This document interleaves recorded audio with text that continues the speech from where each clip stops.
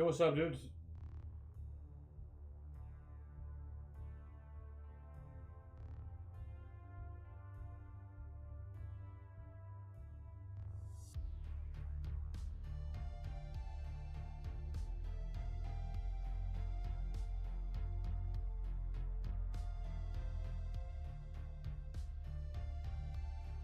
What's up?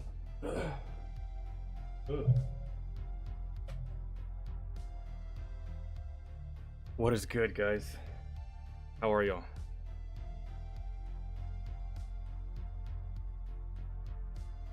How was y'all's day? I don't even know what today is, man. I'm busy this fucking Christ. We're gonna get to it though. If y'all have stuff on the list, we're gonna do it. We're just gonna do all of this stuff first. I plan on uploading these videos. I feel like we're just gonna start doing some of this every day, and I'll just upload them and see how that goes. Just to do something different, you know? And I'm interested in this type of stuff. Whether y'all are or not, that's a different question, but we'll see when I start uploading videos if anybody else does. Good time, what's good? This is pretty interesting though, I have to say.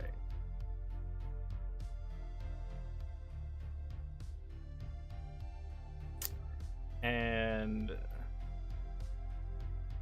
okay, while we do this, guys, we can keep the music or not.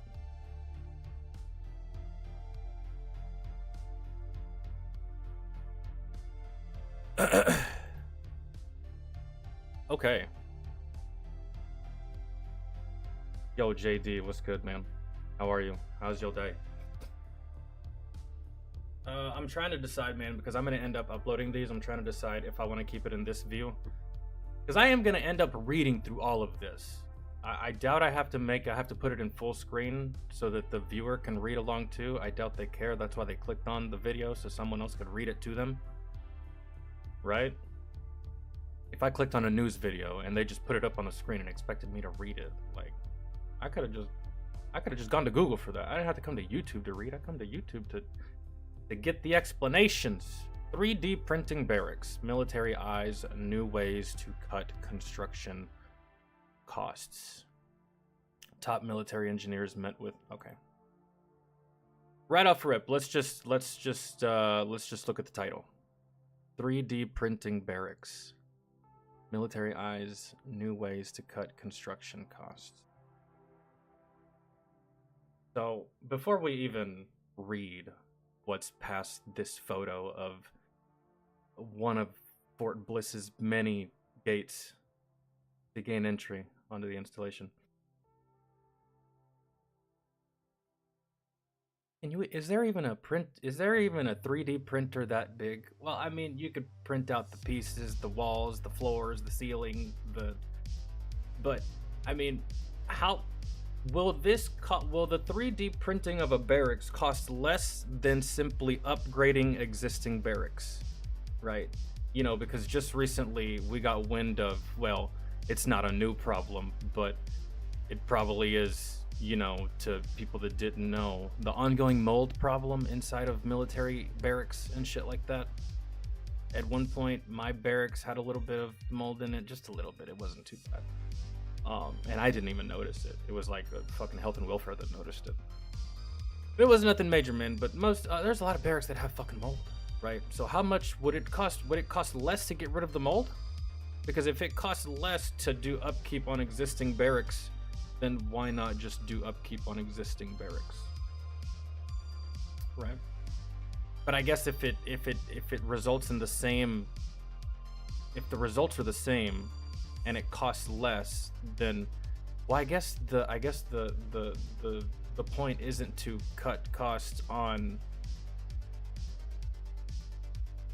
existing barracks, or to just cut costs period. It's to cut costs on the construction of it. So I guess, yeah, upkeep the old ones, but I guess it cost more to make a brick and mortar style barracks, because like the barracks that I stayed in, dude, especially in basic training, it was all brick. You know, like that brick you have in elementary school that's just like blocks, like kind of like big blocks, like that, and then it goes on to the next block and the next block, and you're looking at this thing and you're just like, wow, this is just one big thing of fucking stone. Like the whole school's made of this, right? So, I guess. Okay. I'm just wondering if this is gonna save money or if it's gonna cost more money than what it's worth. Or maybe it'll cost the same amount of money, right? I don't know, man. In the world of 3D printing, I know that that shit's not cheap to the regular man, and the military's paying for it, and you know they like to overspend. So, I don't know.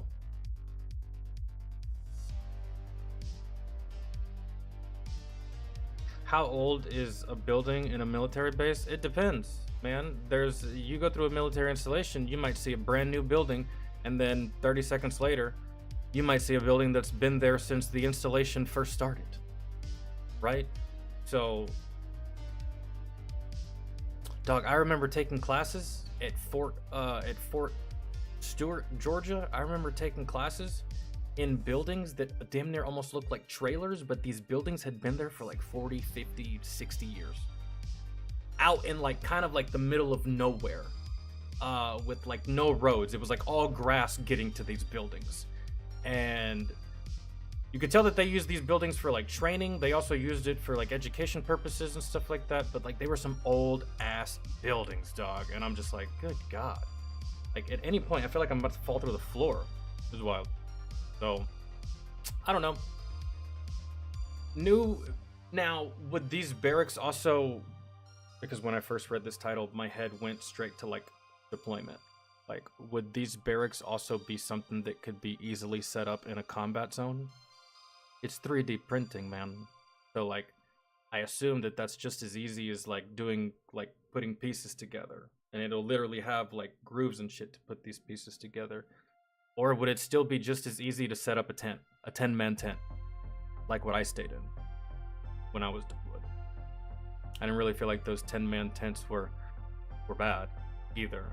Just a tent, had air conditioning, it had heating when it was cold, it had fucking cold when it was hot, right? So nothing to complain about there. Did we need a 3D printed barracks or a tent? Not really. We were pretty good where we were in the stand, but I think this is mainly for on the installation in America type shit. CONUS type shit, so. Let's see. The Army and Navy may soon use alternative methods for building barracks, including 3D printing, in an effort to reduce the financial burden. Is it gonna be a reduction in the financial burden?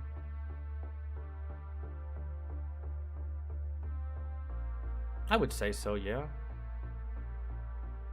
3D printing should be cheaper than, you know, some of these actual barracks that are made of like brick and cement and all that shit. Top engineers for the respective services met with lawmakers on Capitol Hill on Tuesday to discuss the potential use of 3D printing and mass timber construction as a means of maximizing cost efficiency. 3D printing and mass timber construction? Correct me if I'm wrong, but isn't timber wood?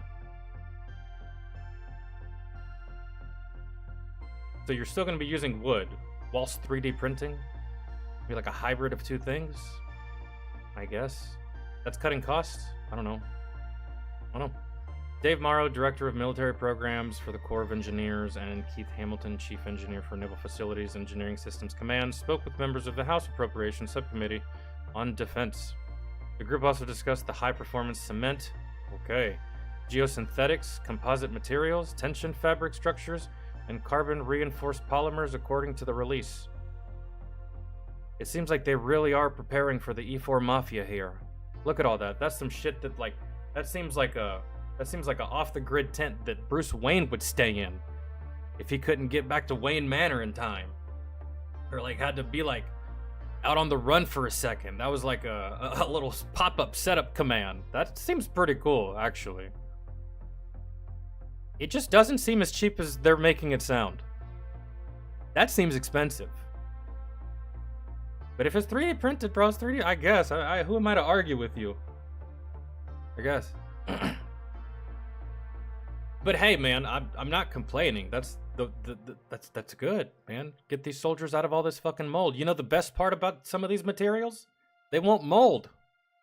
Carbon fiber? I don't think carbon fiber molds, does it? I don't think so. Geosynthetics? That doesn't seem like it molds, right? That's just me.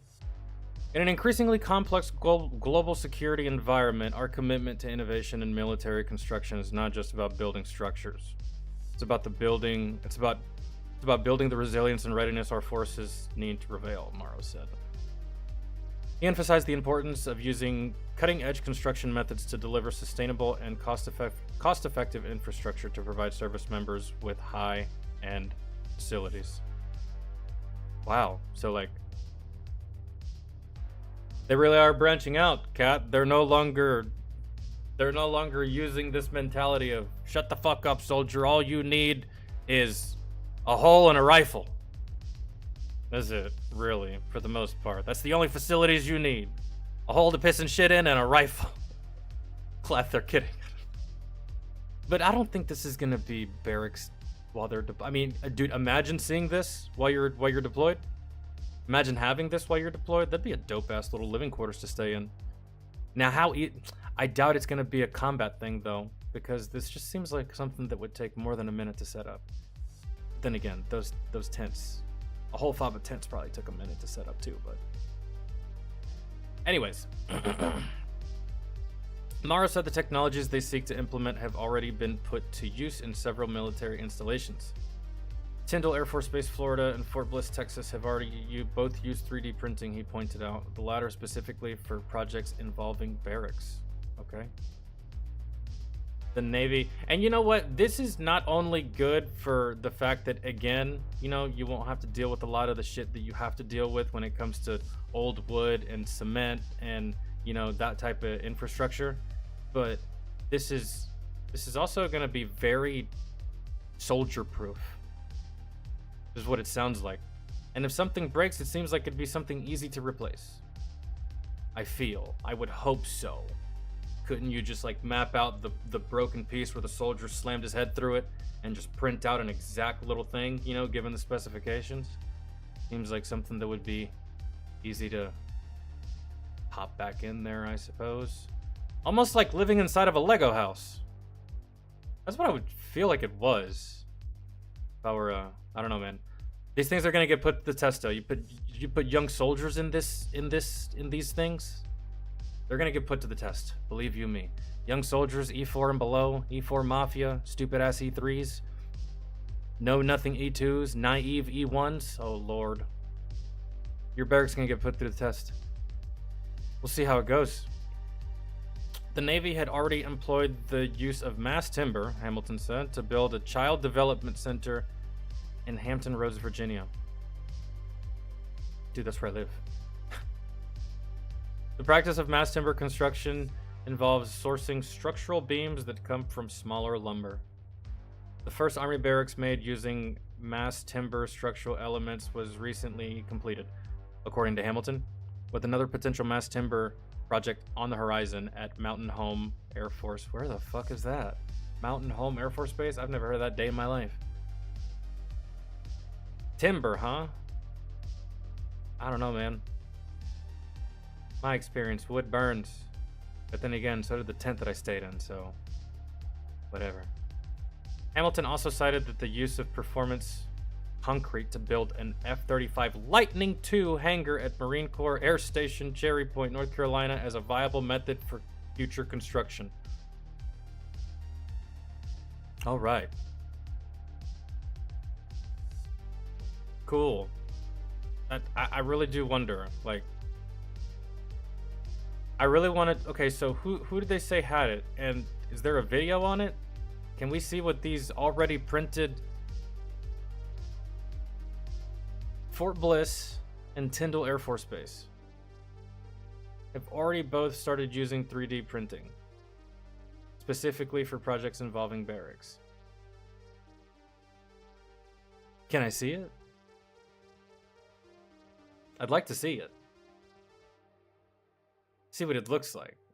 Or maybe they just 3D printed a toilet. Some stupid ass E1 got a little bit too squirrely with some cherry bombs. I don't know. What did y'all 3D print?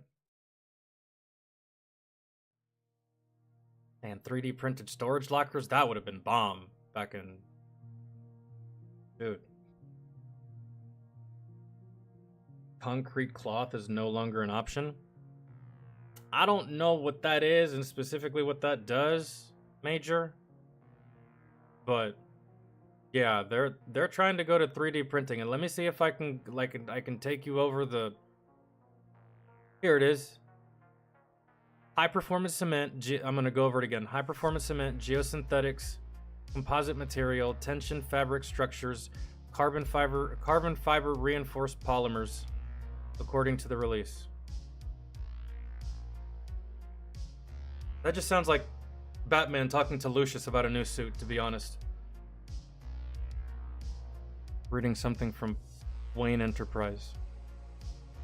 That is cool though, man. It's cool that, you know, getting some new... It's always nice when we get new stuff. And it's not just for special operations, right?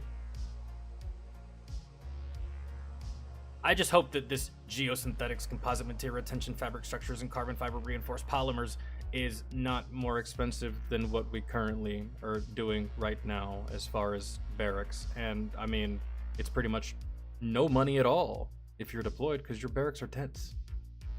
I don't think that's ever going to change. That's too easy of a setup, and it's already too comfortable. I had a bed. That's all I needed, really. As long as I didn't get rained on. So, see how that goes. I mean, hopefully, get a lot of these soldiers out of the barracks that they're currently in, where they refuse to fix the mold problem. Boeing begins 3D printing Apache helicopter parts.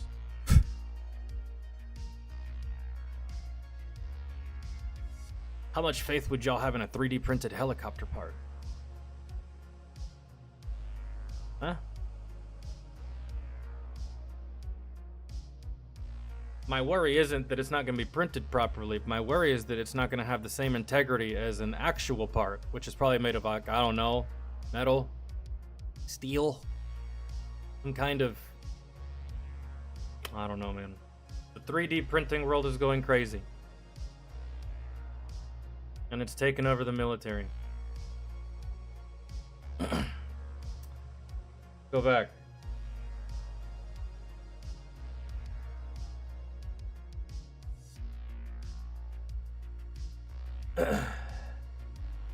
Concrete impregnated canvas.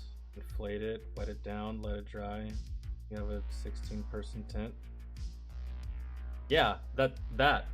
I think that's what that was. That I can't remember. I don't know, but we'll see how that goes. That'd be something neat. I don't think that the deployment tents need an upgrade, depending on the environment, the theater that you're in.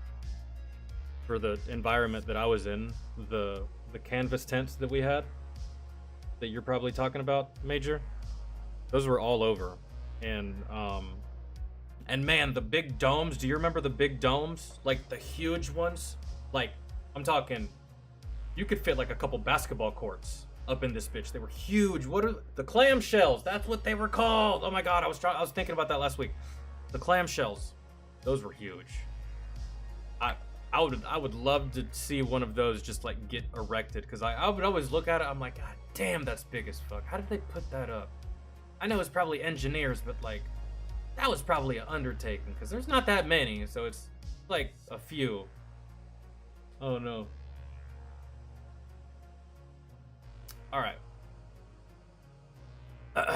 Let's see.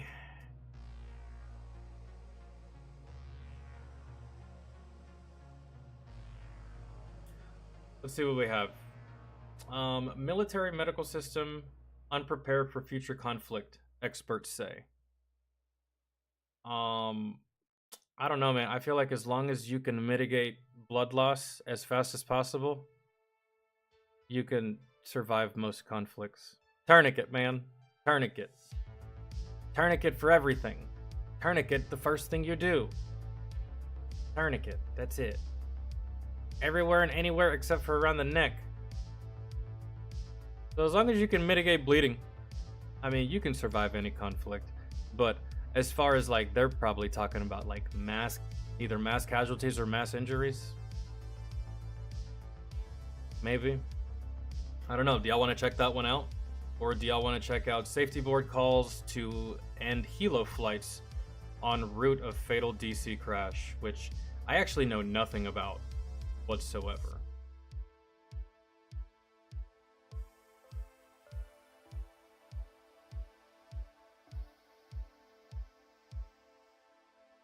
For the GWOT. What's that acronym, Major?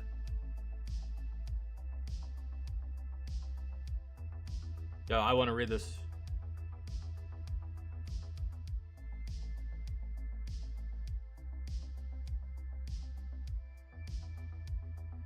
I mean, what do we die from the most, right? At least for all of my Afghanistan veterans. I don't know if this also killed the majority of Iraq veterans. I wasn't in Iraq, but blood loss, man. Blood loss. That's what killed most of us in Afghanistan. Blood loss. Carotid, femoral, some kind of big artery. You got a couple minutes, man, if that, but you're dead. You are dead very quickly. And it doesn't matter where you go, you die, man. They put you on that stretcher, yeah, sure. Maybe they put you on that helicopter, yeah, sure. Maybe your body gets to the hospital, but several times, man, one of those arteries is gone, man, and that tourniquet's not working properly, or you're already lost too much blood and it doesn't matter. You're dead before you even get on that helicopter, right? So that's always gonna be the biggest killer of us, man, is blood loss, and especially the way that we fight. It's always going to be the biggest killer. So I don't really think it matters what's going on back home. But it does say medical system. So the medical system sometimes doesn't always have to do with crazy injuries that are combat related. That's just what I'm thinking of. Alright, when it comes to combat casualty care, without urgent intervention, the military healthcare system will continue to slide into medical obsolescence. Obsolescence, I'm sorry. I'm not even sure what that means. I think that just means obsolete. Retired Air Force trauma surgeon told senators Tuesday. The consequence of military medical system that's unprepared to handle a high volume of casualties in any future major conflict is that many will have survivable injuries. Yet 1 in 4 will die at the hands of an unprepared system, said Dr. Jeremy Cannon, professor of surgery at the University of Pennsylvania's Perelman School of Medicine and the surgeon in the Philadelphia Veteran Affairs Medical Center. Wow, that's quite the resume for Jeremy there. Holy. Only about 10% of military general surgeons experience the patient volume, level of acute cases, and variety of cases needed to remain designated as combat ready, according to Senator Roger Wicker, chairman of the Senate Armed Services Committee. The percentage of military general surgeons meeting the necessary readiness standards dropped from 17% in 2015 to 10% in 2019.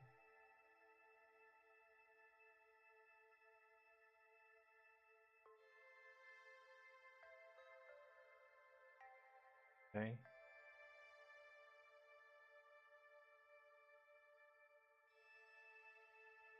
Oh, okay. Wow, so the amount of general surgeons that would be that the amount of general surgeons that are combat ready, meaning they can take in a high volume of casualties and or injuries, used to be 17%, and now the amount of general surgeons that exist in that capacity is now 10%. But you also have to look at, you're saying all this, but you don't know who the next enemy is going to be. Right? So maybe we're unprepared in that regard, right? But then again, they're talking about in the case of like if there was a high volume. But again, you don't know who we're fighting. So for the next war, that 10% might be enough, or it might not. It just depends. We're actively falling into the trap of the peacetime effect. What are you talking about, man? We just got out of... We spent 20 years in combat, and we just got out of Afghanistan like, what, 2-3 years ago? And all of a sudden, we're in the trap of a peacetime effect? Well, that was fast. I wasn't really there yet. Sometimes I kind of still feel like we're in Afghanistan, just because we were there for so long. I kind of sometimes forget we left. I don't know. We're actively falling into the trap of the peacetime effect. Cannon, a retired Air Force colonel, told members of the Senate Armed Services Committee that 10% is caused by grossly inadequate patient volume. Cannon said, "They're not doing the cases, not doing the procedures. They're not doing what they were trained to do. That's because they don't have the patients in the facilities." He and 2 other military retirees who rose to high-ranking positions in the military medical establishment testified Tuesday about the ways to prepare the military's surge capacity, including the need to invest a Level 1 trauma center for military medical facilities. That should be both here and in a combat zone, correct? Correct? Which... I think Bagram had one of these. A Level 1 trauma center? Maybe? Don't quote me on that, but it did have a fairly nice hospital compared to a lot of other places in the country at that time. We've de-scoped our facilities to the point where they take care of low acuity community hospital patients, not trauma patients, said retired Air Force Major General Paul Friedrichs, the former Joint Staff Surgeon. "We need our key hospitals to be Level 1 trauma centers in partnership with the American College of Surgeons in the communities where they're located. To do so, there must be adequate funding," he said. Of course, it's always about funding. There's no way to fix the problems without adequate funding. That's always the case, isn't it? Nothing good can ever be done without the green. "It's a mistake to think military medical care could be provided at a lower cost than in the civilian sector and still be ready for conflict." Yeah, that is a mistake to think that, because think of the injuries that could be sustained by soldiers as opposed to the everyday injuries that are sustained by everyday normal people. Unless you're not an idiot trying to ski off your fucking roof, your chances of not getting injured like one of us, then it's like exponentially high, right? So if anything, you need more. Really? What fucks people up the most physically in this country if you're not in the military? What fucks up civilians the most? Excluding alcohol and tobacco. And heart disease. I'm talking about like a physical thing. Car accident, right? Falling down the stairs. Getting jumped by 8 people. Or just unfortunately being the victim of a violent crime and you lose your life. Right? What are the odds of that? Lower or higher than our odds of getting fucked up in a combat zone? Some would say our chances are higher than all of y'all's here back home of getting fucked up, right? Is that fair to say? Okay, so if anything, it should be higher than in the civilian sector. I wouldn't really doubt that it was, and if it was, I'd be like, okay, yeah, that makes sense. Anyways, that's just my thoughts. Costs of medical care nationwide has risen about 5.1 per year on average since 1938, Friedrich said, but since 2015, the budget of military hospitals has decreased by nearly 12%, according to the Wicker Community Chair. The military medical system has been working to attract patients back to the military treatment facilities after forcing many military beneficiaries to seek care in the private sector. Oh, well, will you look at that? Will you look at that?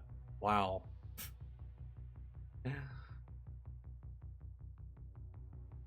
The people that you didn't really want to help or couldn't really be bothered to help or yada yada, now you need them back because that's the only way that. Oh, how the turns have tabled. We need our military medics taking care of sick patients, Friedrich said. There's a comparison, for example, between taking care of a bladder cancer patient who needs to have their bladder removed and someone with a gunshot wound to the abdomen who needs to have the bladder reconstructed, he explained. There is a big difference between that. Yes, I feel like the person with the gunshot wound should be first in line ahead of the person with bladder cancer. That bladder cancer is not going anywhere in the next 4 days. Bro's just not. It's there. And it's going to keep hanging there. And it's just going to chill there. You don't want to know why? Because it's been there probably for a while. That gunshot wound needs more immediate attention than that cancer thing. But something tells me that and there's cases where this bladder cancer patient would go before this gunshot patient. And this gunshot patient ends up dying because he didn't get the care he needed quickly enough. Are you saying that that's been the case before? I would hope not. Meanwhile, military facilities must be fully staffed, said retired Air Force Lieutenant General Douglas, who served as the first director of the Defense Health Agency. That includes the full spectrum of support for critical care hospitals. Rob suggested the military also work with Veterans Affairs and civilian medical facilities, so military surgeons could work more cases that would bolster their combat readiness. Yes, that would be good, actually. Yes. You have your medics, which I thought they were doing that already. You have your medics dealing with, but not really, because most of the medics, they just deal with the military members that go in there. But if you had your medics also dealing with people, right, which there's some medics that do, they just work inside the hospital all the time. And, but you have them work with people, and then you have them work for the VA and other civilian medical facilities. That way that they get more training, they get more on-the-job training, they get more hands-on with other things and experience and stuff like that. And they can just take all that knowledge and experience into the combat zone for their troops. That would, yeah, man, if you just like shared that way, it'd be great. And then have civilian doctors come onto the military sector and do some training and do a whole bunch of stuff, and they can take that knowledge back to the civilian world and whatever. That'd be good, right? Instead of duplicating efforts, the military health system needs to work with veteran affairs facilities. I don't know why. Said Friedrichs, who commanded a DoD-VA joint venture in Anchorage, Alaska. There, he said, patients were taken care of by a joint team. It was far more efficient than building duplicative adjacent facilities. Instead, we built integrated adjacent facilities. Yeah, dude, if you have this problem, you got to go to that building. If you don't have this problem, you can't be in this building. If you have this problem here, you got to go to that building. And I've been there, man. My VA experience, when I've had to like deal with them, is hey, I'm here for this and this. Oh, you got to go over there. Okay. Hey, I'm here for this and this. Gotta go talk to that person, huh? Okay. Hey, so I was told that you're the person to talk to. Actually, the person you're supposed to talk to, he's not here today. I'm sorry, you're gonna have to come back tomorrow. Oh, gotcha. Okay, right. So this is why soldiers sometimes come in here and, just open fire. I understand now. I get it. You're fucking with me. Okay. All right. I'm glad we established that. Appreciate it.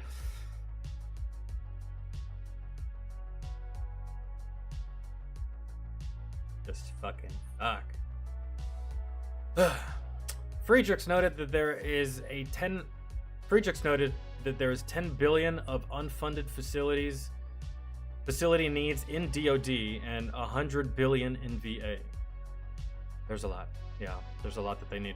There are opportunities to bring patients with acute care needs from the VA into DoD facilities or bring DoD medical personnel into VA medical facilities, he said. I 100% couldn't agree more. I feel. So that we're not wasting money on on duplicative buildings and focusing our resources on the patients who need our care. Uh, it's like they've heard me bitching for like the past couple years, and it's critical, Friedrichs added, that medics are clearly defined as being part of the joint military. As long as we preserve this false narrative that the military health system is separate and not covered by the same expectation of jointness as the rest of the military, we're going to continue to have these fruitless bureaucratic buffoonery actions that distract us from taking care of patients, he said. Oh man. Something about someone that high rank saying buffoonery. It just tickles me. A root problem, Cannon said, is that no one within the DoD truly owns combat casualty care. It's almost like no one in the DoD has actually gone to combat. Huh? So they don't actually... It's wild, right? He recommended that Congress establish clear leadership on that front. Wicker acknowledged the importance to troops of there being enough combat-ready surgeons.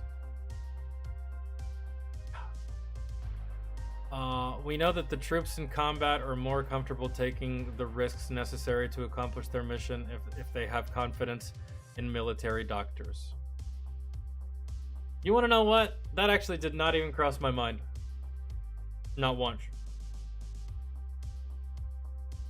I didn't assume that my doctors could fix shit. I didn't assume that they could save my life. I didn't assume anything. I operated in that country the way I operated, but that did not even cross my mind once. I took a lot of risks without the knowledge of knowing that the only thing I had in my head is that if at any point I got fucked up, my medic was right there with morphine.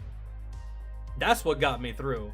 It wasn't like, oh man, I hope that back home 3 months from now I'm getting the proper medical care. That did not go through my head at all, bro.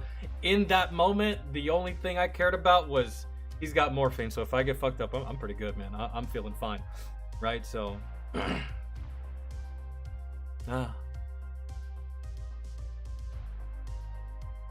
back in the 90s, the military was placing doctors and medics, corpsmen, TAD to civilian inner city hospitals, as that was the closest they could get to actual combat care.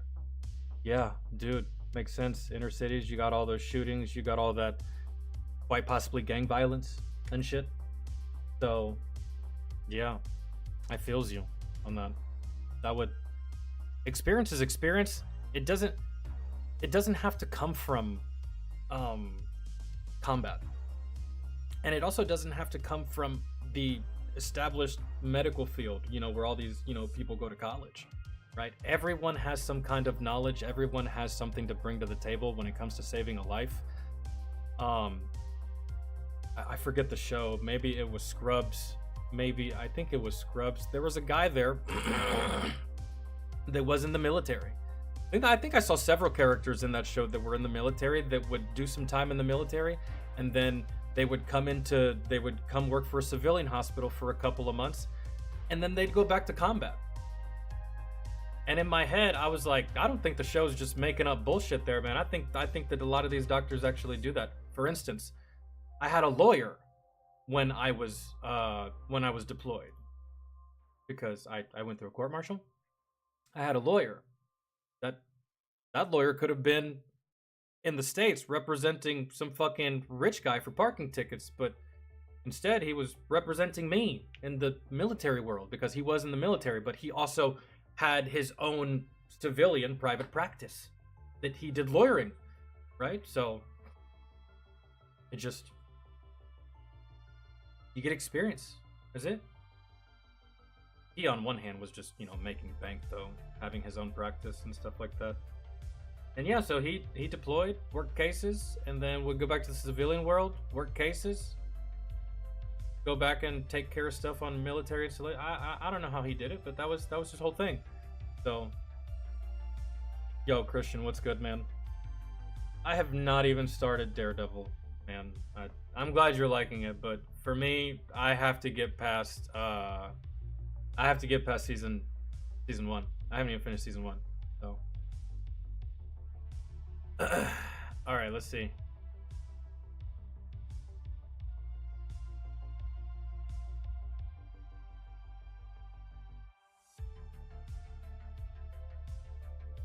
Let me go back to the main page. Because there's some like secondary stories there, but I wanted to see the third story. Yeah. Safety board calls end to helo flights. En route of fatal DC crash. So, that particular route, no more helicopter flights. Period. I don't even know what happened here, man. I'm not even...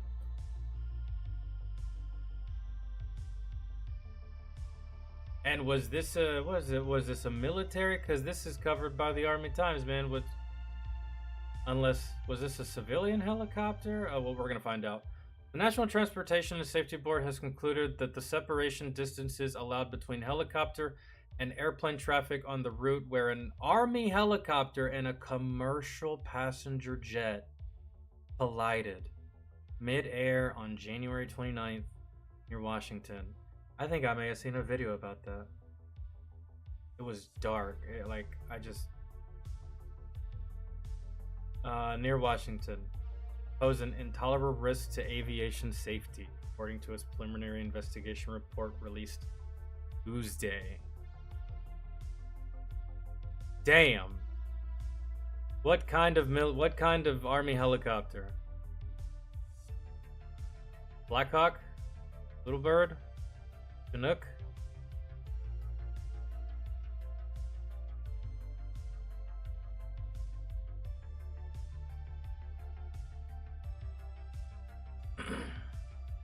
As a result, the NTSB is recommending helicopter flights be immediately prohibited on Route 4, where the fatal crash occurred. Between and were there any casualties? A helicopter in a commercial flight.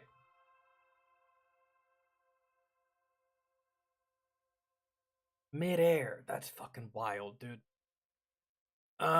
Between Hans Point and the Wilson Bridge along the Potomac River, when planes are landing or taking off on runways 15 and 33 at Ronald Reagan Washington National Airport. The board is also recommending an alternative helicopter route between Haines Point and the Wilson Bridge when the segment of Route 4 is not open to rotary wing traffic. The on-scene investigation on the collision between the American Airlines flight from Wichita, Kansas and the Blackhawk UH-60 over the Potomac River concluded February 14th.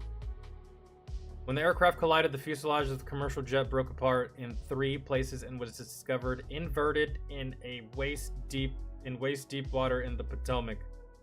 It sounds like everyone died.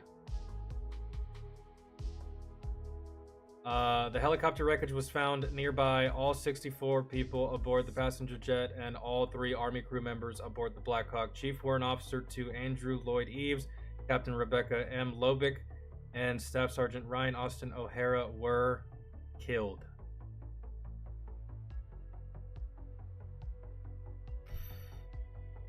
That's rough, man. Meanwhile, the investigation continues off-site in various labs and other secure locations, according to Jennifer Homendy, NTSB chair. The preliminary report lays out what happened, but not how or why the crash happened. Well, I mean, you had this route that was being taken, and up until this very point, there had never been an instance or a situation or a happening where 2 aircrafts could quite possibly collide. But on this day, on this very day, that helicopter left at the right time, and that plane was either landing or taking off at just the right time, or in this case, the most wrongest of times, right?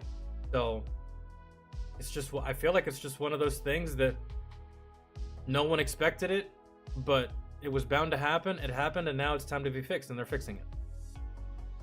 That's what that is, man. Like, that's so unfortunate. Everyone died, bro. That's for this investigation, we're reviewing airport operations, prior incidents, including near mid-air collision events. Homendy said, using information from voluntary safety reporting programs and the Federal Aviation Administration. Oh, they're dude, this investigation. This one's gonna.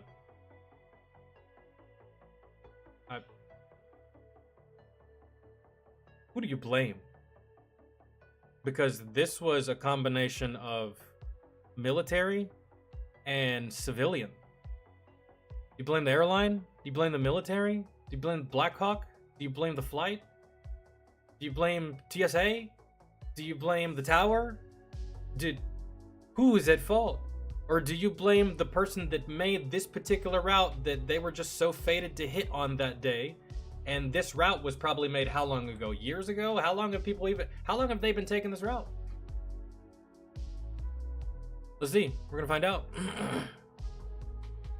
The data shows that from 2011 through 2024, a vast majority of reported incidents occurred on approach to landing. So not on takeoff. An initial analysis found that at least one traffic alert and collision avoidance system, or TCAS, resolution advisory was triggered per month at DCA due to a helicopter's proximity. Okay.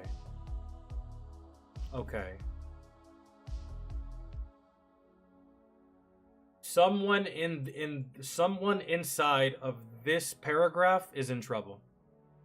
The data shows that from 2011 through 2024, a vast majority of reported incidents occurred on approach to landing. And initial analysis found that at least one traffic alert collision avoidance system, that means that at least one alert saying that a helicopter was getting way too fucking close to your planes, was going off once per day, once per month. Now, if you work in the aviation business, is that enough for you to say, hey, let's do something about this once per month? Or is once per month negligible to you? I mean, from 2011 to 2024, there wasn't an incident, right? So they're probably thinking, oh, it's just once per month. If we start getting more than that, then it's a problem. But that once per month was enough for it to eventually become a problem. So whoever works inside of that paragraph is the person to blame, or the persons, or the group, because it wasn't just one singular person that failed these two aircrafts.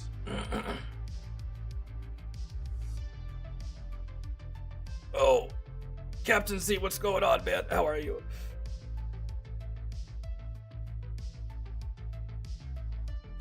I don't think the black box would tell them anything. It's a mid-air collision. I think both planes were doing what they were supposed to do. Unless it comes out that one of the pilots on either one of the aircrafts was drunk, then I think they were doing what they were supposed to do. Unlike traffic advisories, which are issued when an intruding aircraft is about 20 seconds or 0.3 nautical miles from the closest point of approach, TCAS resolution advisories signal a collision threat and require immediate action, Hamindi said. In over half of the encounters from 2011 to 2024, the helicopters may have been flying above the route altitude restriction, which is limited to a ceiling of 200 feet above the ground, Hamindi said. And on approach, planes will eventually get to 200 feet off the ground. 2/3 of the events happened at night. I actually, dude, I think I watched that video, man. I think I saw that video, and it was pretty brutal to watch, even though it was dark. I think that this one also happened at night. And I think I may have seen that video on a compilation, and I wasn't really sure if it was real. Because I'm not sure that anything in 2025 is fucking real. With all the AI and it's just getting hard to tell. From October 2021 through December 2024, roughly about 3 years, there were 944,000 commercial operations at DCA with 15,000 close proximity events.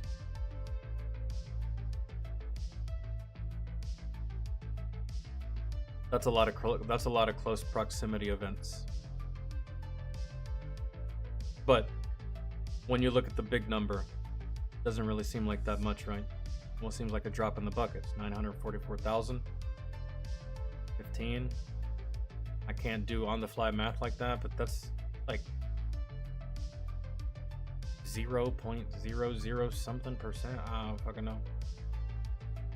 I don't know. Between commercial planes and helicopters in which there was a lateral separation distance of less than 1 nautical mile. Blah, blah, blah. Okay. Of those 15,000 events, there were 85 very close calls involving lateral separations of less than 1,500 feet and less than 200 feet of vertical separation. So they were closer than 1,500 feet in distance, and they were both at 200 feet off the ground. 85 times. 85 times. Doesn't that just seem like a little too much? I feel like one close call when you're talking about aviation and you're talking about 60, 100, 200 souls on board.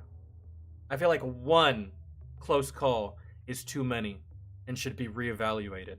85. Playing with fire, huh? And that poor Blackhawk too didn't really know it was doing anything wrong. It's just like they probably make that route all the time. Through evaluation of the crash, the NTSB found that the Blackhawk was not flying in the very limited area it should have been flying near DCA. Well, never mind. Sitting here trying to give credit. But at the same time, bro, it's a limited area. I mean, there's still no excuse, but pretty big helicopter. At the maximum altitude here of just 200 feet, a helicopter operating over the eastern shoreline of the Potomac River would have just 75 feet of vertical separation from an airplane approaching runway 33. That is absurd. That is absurd. How? And no one noticed this until it was too late?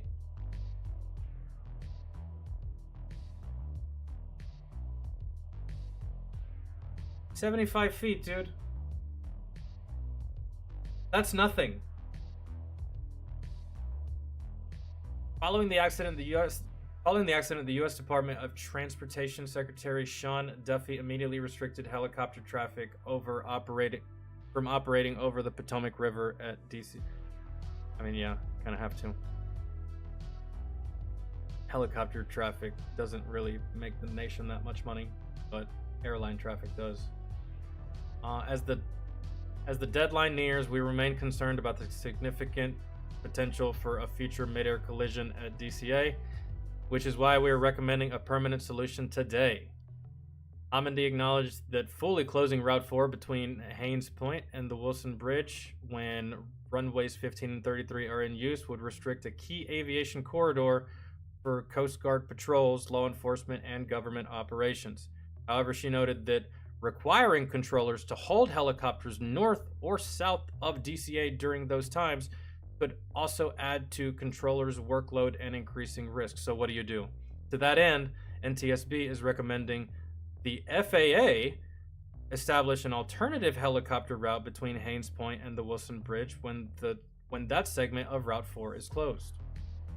Although the preliminary report is out, Amundi said her team has a lot of work to do, blah, blah, blah. When asked in the briefing whether NTSB would call the resulting crash an oversight, it's absolutely an oversight by a lot of people. Amundi said, I mean, it's stronger than an oversight, right? The data we have pulled is from a voluntary safety reporting system. This is people that you don't even... Voluntary reporting system. This is people within the company. This is people within the aviation industry. This is people that probably work for... that FAA could have used any time. That data from October 2021 through December 2024, they could have used that information anytime to determine that we have a trend here and a problem here and looked at that route. Yeah, a huge oversight. That didn't occur, which is why we're taking action today. But unfortunately, people lost lives and loved ones are grieving. So this is the FAA's fault.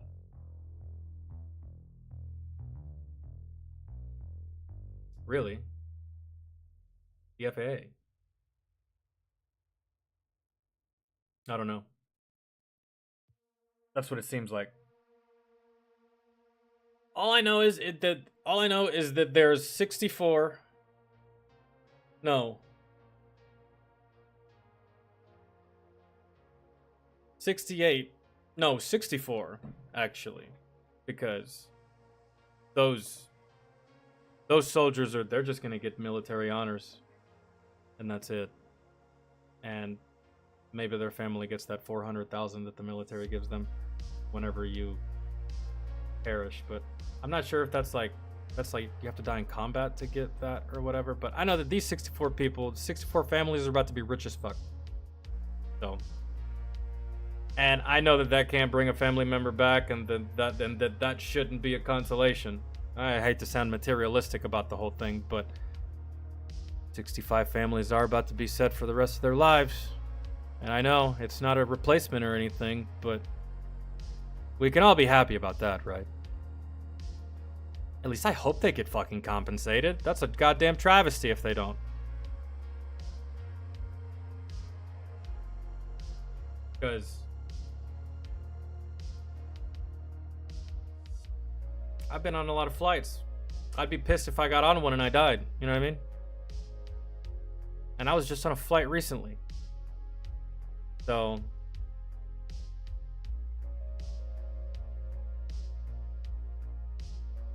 okay.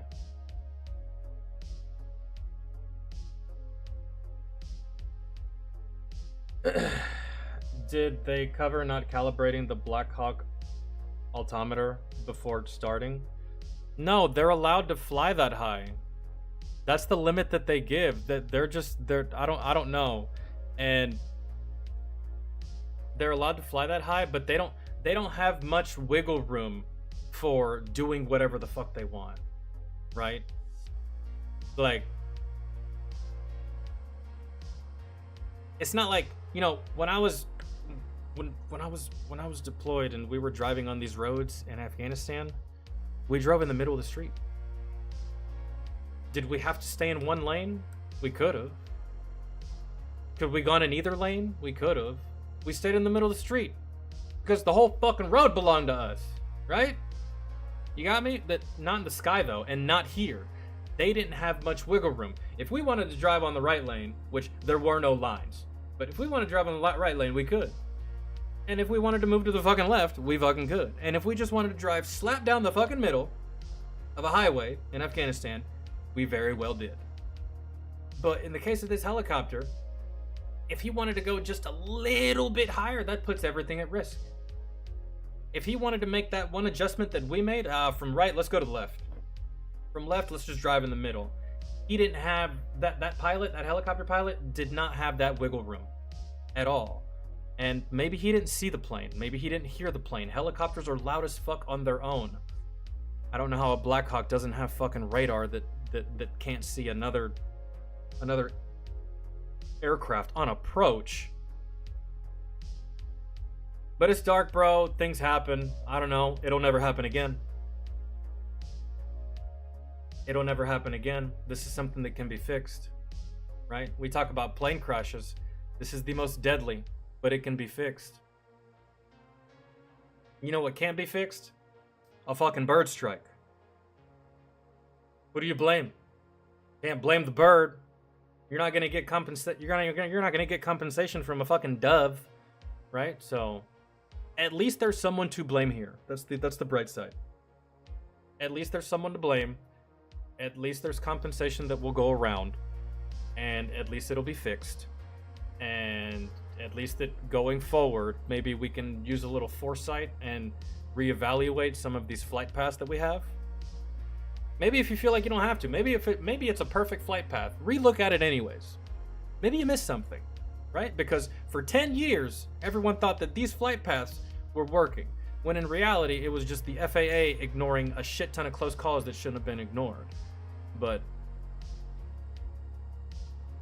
that's negligence, man. And you will pay, but you're the FAA, you can afford it. You can afford it. What are y'all thinking? $1 million per family? $64 million is literally chump change to the fucking FAA.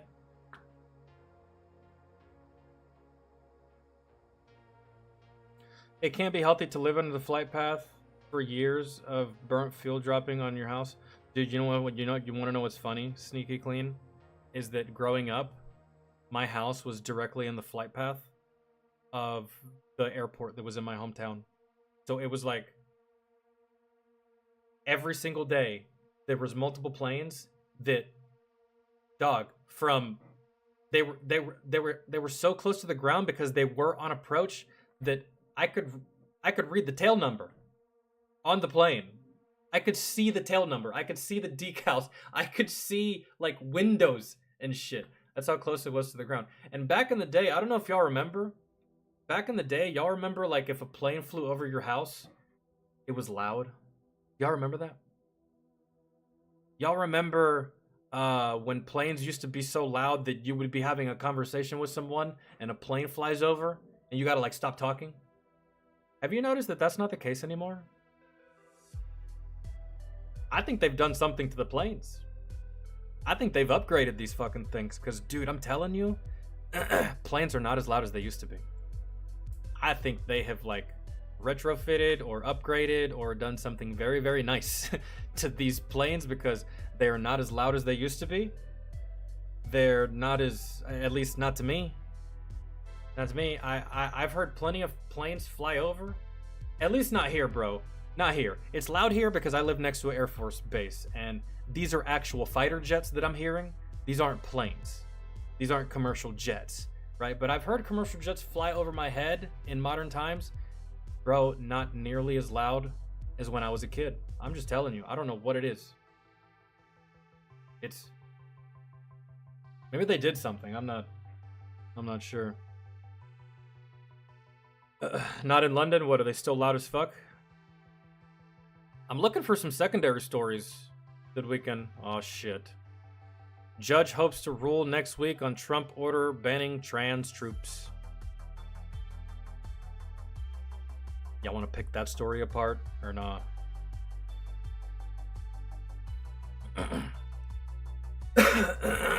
I plan on uploading these as their own individual videos, if you guys weren't already tracking.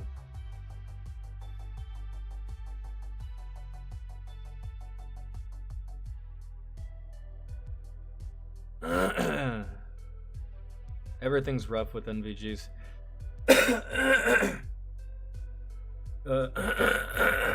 Goddamn.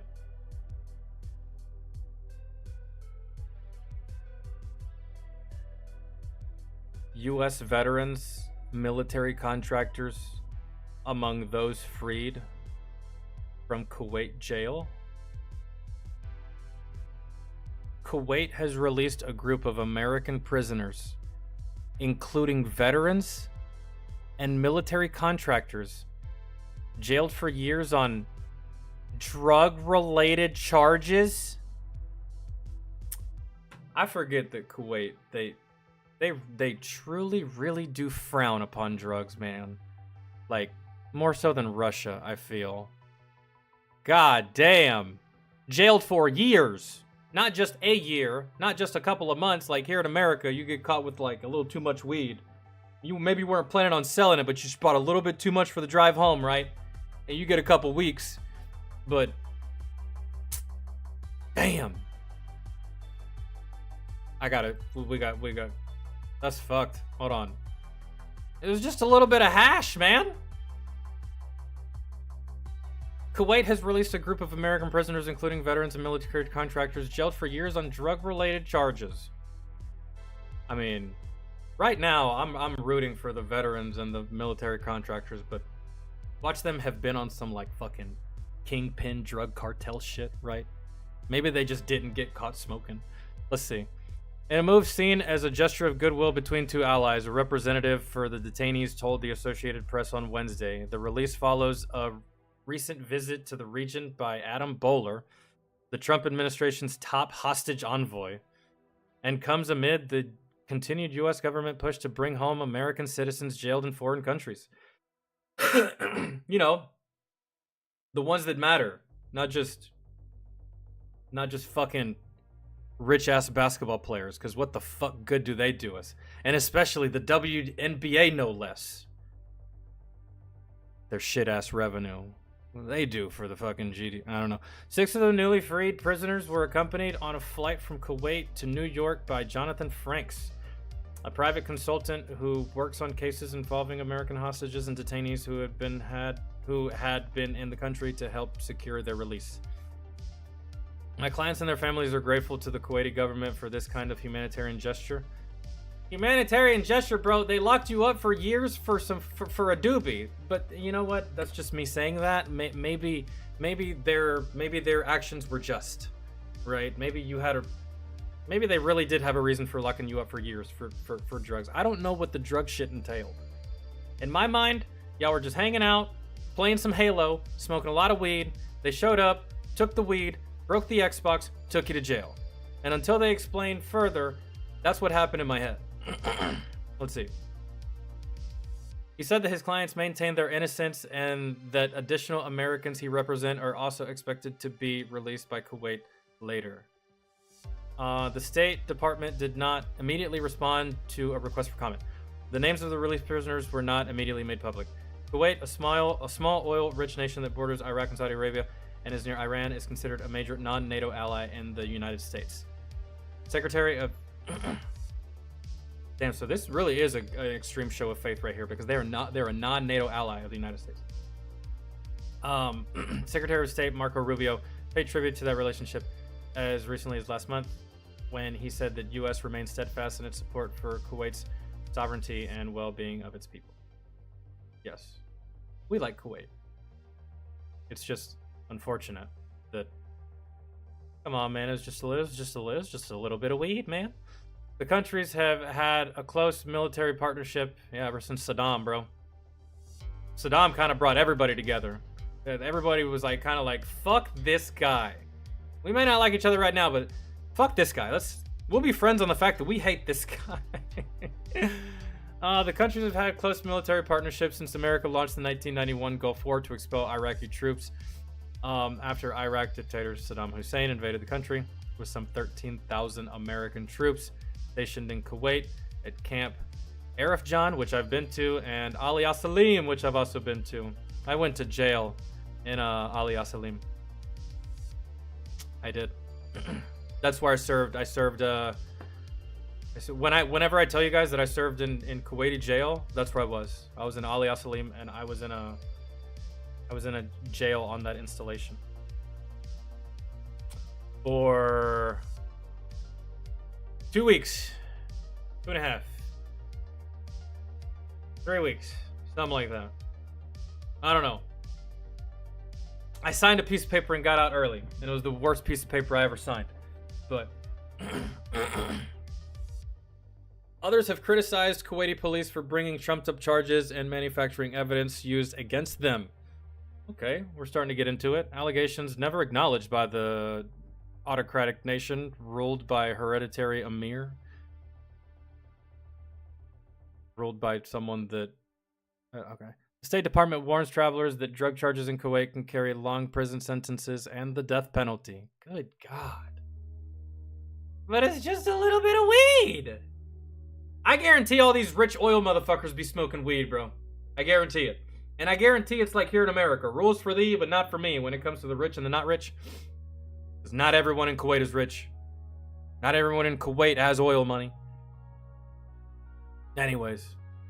I just like weed, man, and I guarantee that's all it was. Now, if it was fentanyl, and they were peddling that to the nice Kuwaiti people, fuck them. Since President Donald Trump has returned to the White House, his Republican administration has secured the release of American school teacher Mark Fogel in a prisoner swap with Russia, and has announced the release by Belarus of an imprisoned U.S. citizen.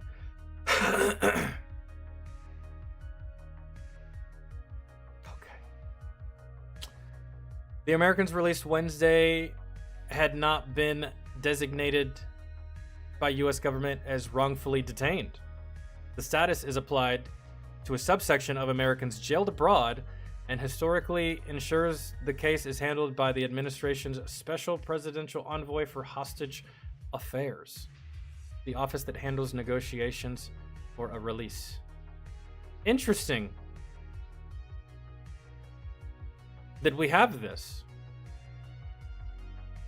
Because, you know, we don't negotiate with terrorists. But, I mean, if it's one of our friends, someone was doing some dumb shit in your country, we have something for that. That's cool.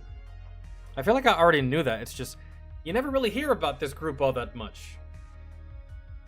The administration, the presidential envoy for hostage affairs, you never really hear about this group all that much. Should make a movie about this or something. It'd be and again, I feel like that movie's already been made. Just called something. I don't know. But advocates of those held in foreign countries are hopeful that the Trump administration takes a more flexible approach and secures the release of those not deemed wrongfully detained. The sad reality is that these Americans were left in a prison for years due to a misguided policy that had, before President Trump took office, effectively abandoned Americans abroad who hadn't been designated wrongfully detained. So people who were wrongfully detained didn't have this designation. And because they didn't have this designation, because they were looked at as all the other criminals that were actually doing crime, then they did not get the courtesy of getting released, or, you know, having someone come get you, or having someone work on your behalf to have you brought back here to the States. I wonder why this wasn't done prior. Oh wait, it was done. It was done for someone that doesn't fucking matter. Really. A basketball player. At the end of the day, what does that do for this country? Nothing. Nothing. And let me say it again. Female basketball. Name a player. Not Brittany Griner. And not Caitlin Clark. That's too easy. She ain't even in the league no more. Let's see. These releases, he added, demonstrate what is achievable when the U.S. government prioritizes bringing Americans home.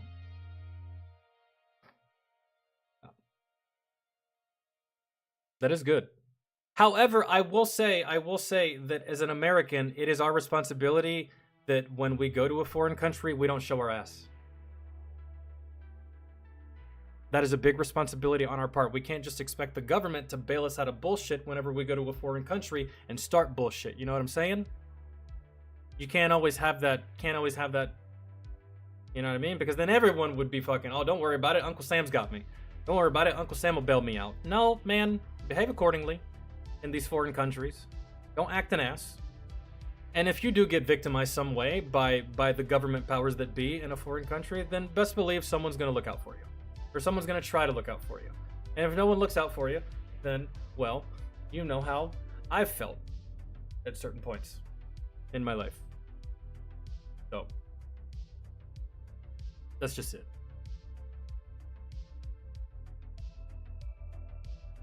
Let's see. Jeff, what's good?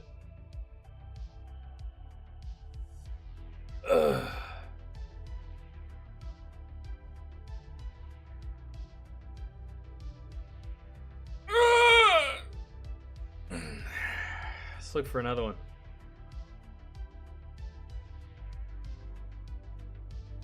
Let's see.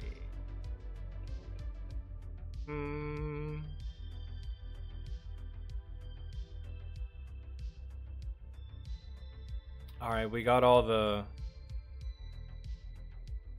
only top story from the first page that we didn't get to was this one about trans. But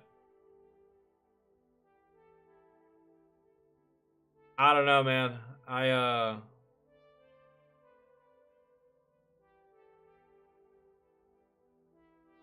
did hear that. I did hear that, Jeff, and I thought it was hilarious.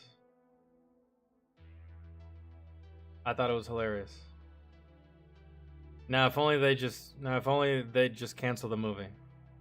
That would be a massive win for the fans and a giant fucking L for Hollywood. Hey, did you guys know, speaking of Hollywood, did you guys know that the Oscars happened? Did you? And you want to know what happened at the Oscars? You want to know what happened? Fucking nothing. Nothing. Nothing happened. No wild woke speeches. No woke anything. Fucking no Trump derangement syndrome. No one got slapped. Fucking no pandering. No nothing. It's almost like they listened to what we all said, which was no one cares about how you feel or what you think, and stop lecturing us and dance, monkey dance for your dollar, because that's all we need you to do. Say your lines and shut the fuck up.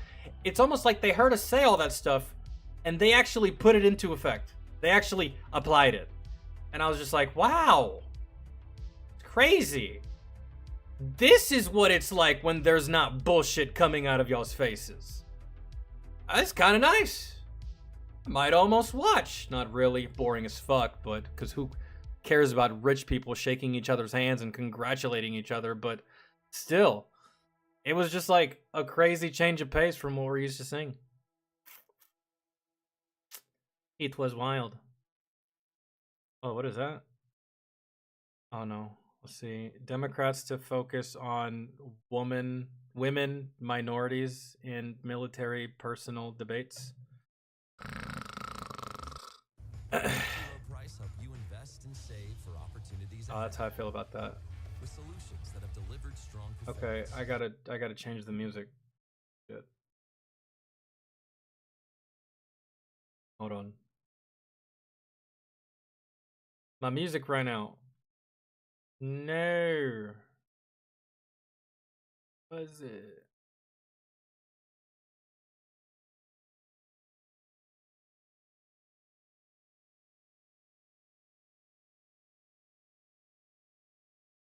Did I miss it? Okay. Sorry, dudes. Hold on. Somebody requested something earlier. Are you still here? What was it that you requested? I think it was Captain Z. You want me to watch something? I can probably, whatever it was, I can probably check it out now. Dude, I can hear my dog just howling at something from here in the backyard. It's just being a nuisance. A fucking nuisance.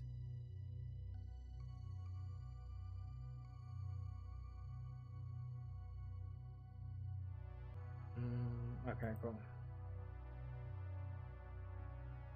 What was this?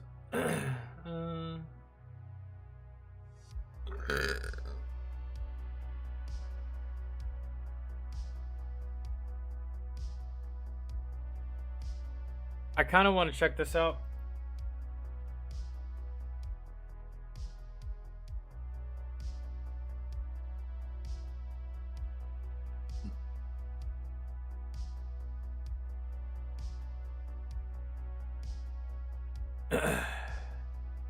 Judge hopes to rule next week on Trump order banning trans groups. And I guess did you put what you requested in the Discord, Captain Z? I guess when it comes to this, man, I don't support. I used to. Because, like, in my head, I was like, man, if you can shoot, move, and communicate, then by all means. But, like, now it's to the point, man, where, like, I don't. And it's not because I have anything against trans people. I just think that trans people would, in the military, you're not effective. In a combat zone, I don't think you're effective.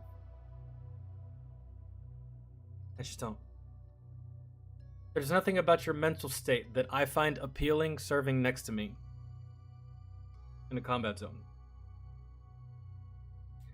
You come with too much of a distraction. You come with too many stipulations. You come with too much baggage for my squad, my platoon, my company, my battalion, my everything. Man, you come with too much baggage. You come with too many extra stipulations attached to your would-be contract for the military, you know, and there's just too much. We would have to change too much of who we are to appeal to having you here, and you here isn't really beneficial to us at all whatsoever. It's just not. It's not. And I don't know, man. We're here to fight wars, win wars, go to war, invade countries, protect our own. We don't have the time nor the luxury of appealing and appeasing to these types. Just not, man. And what these people are just, they would just require too much attention. They would require too much work. And one thing the military doesn't like to do is they don't like to consistently walk up and pick up behind you, or have to do things for you, or just like it. That's just what I'm looking at it from a combat zone perspective, man. You're on hormones. I'm expecting you to do some manly shit, and then we get attacked and you start crying. I don't want to go to combat with someone who's on hormone blockers or who doesn't feel how they're supposed to feel. Like, I'm trying to fucking dodge bullets here and establish a fucking flank, and you're not thinking of the same things I'm thinking about. You're just not. And you're not even thinking about it in the same way that I'm thinking about it. And I don't know, man.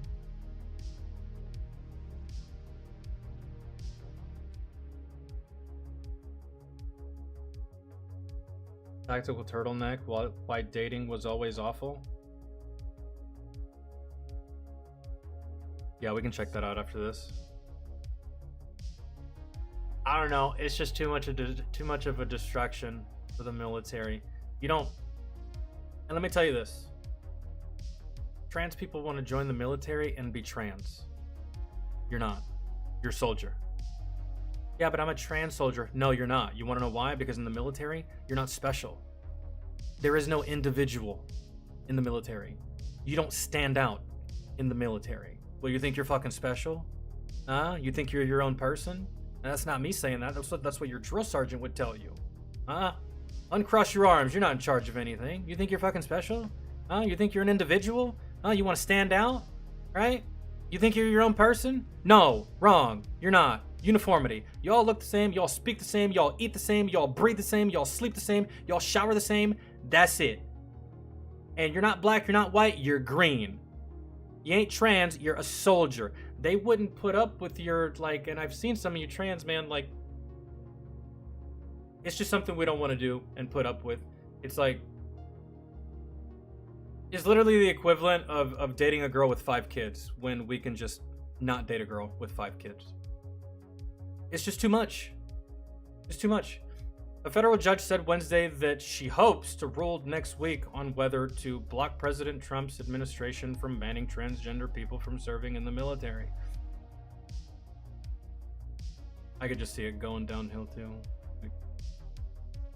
At the end of a day-long hearing in Washington, D.C., U.S. District Judge Anya Reyes said it is her strong hope that she will issue a decision next Tuesday or Wednesday. Reyes acknowledged that her ruling probably won't be the last stop in this trans journey, given the near certainty of an appeal.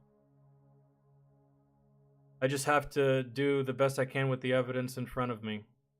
Yeah, dude, it's like, Reyes spent most of Wednesday's hearing peppering a government attorney with questions about a new Defense Department policy that presumptively disqualifies people with gender dysphoria from military service. You know, back in the day, you used to be disqualified from the service because you had flat feet. That shit didn't go to Congress. People with flat feet just got over it and found another job. There's been plenty of things that can disqualify you from military service. If you've ever had a DUI, that could disqualify you from military service. You don't see people with DUIs throwing a fit like, oh, it's bullshit. I was innocent. That was mouthwash. No. Like, that's it. It's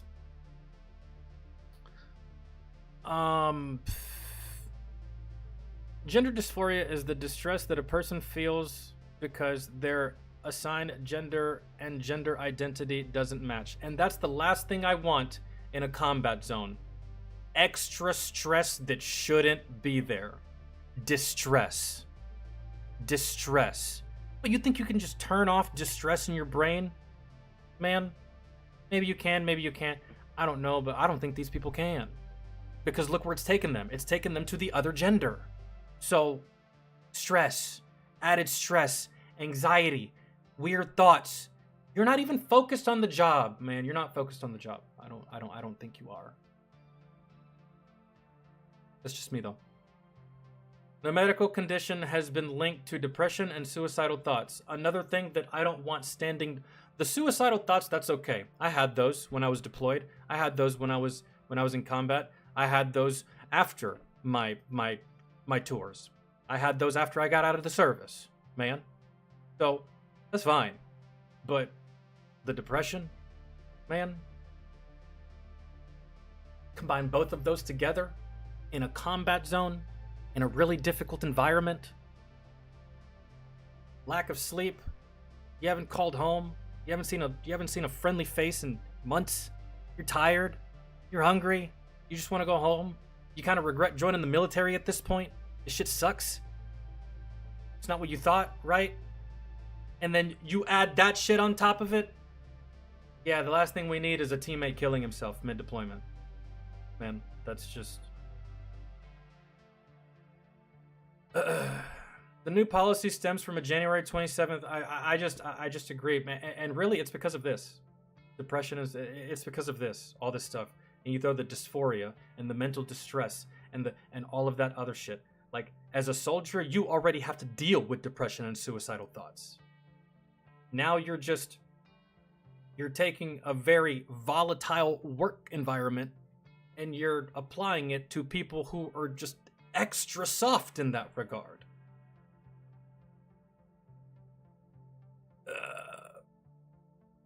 Anyways, the new policy stems from a January 27th executive order by President Donald Trump that claims the sexual identity of transgender service members conflicts with a soldier's commitment to an honorable, truthful, and disciplined lifestyle, even in one's personal life.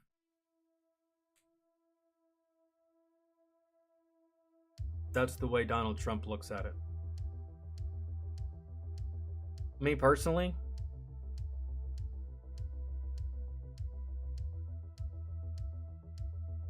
here's the thing. If you're a cross-dresser and you serve next to me, I got no problem with that. You haven't changed your gender, bro. You just like wearing dresses. And I just saw you run fucking a 6-minute pace 2 mile. So we're good, right? And I just saw you shoot expert. So on the weekends, you like to put on a dress, some lipstick, and, you know, fucking get weird inside your apartment. That's cool, bro. You wanna play some Halo? Some Monster Hunter?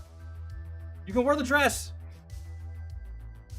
But when you go past that, and it starts to become this, nah, man. And there's a difference. There is a difference, right? I think cross-dressers might be outdated these days, really. I think that the trans movement and like a couple of other movements kind of like took the cross-dressing community and like bumped it way down the echelon of importance. But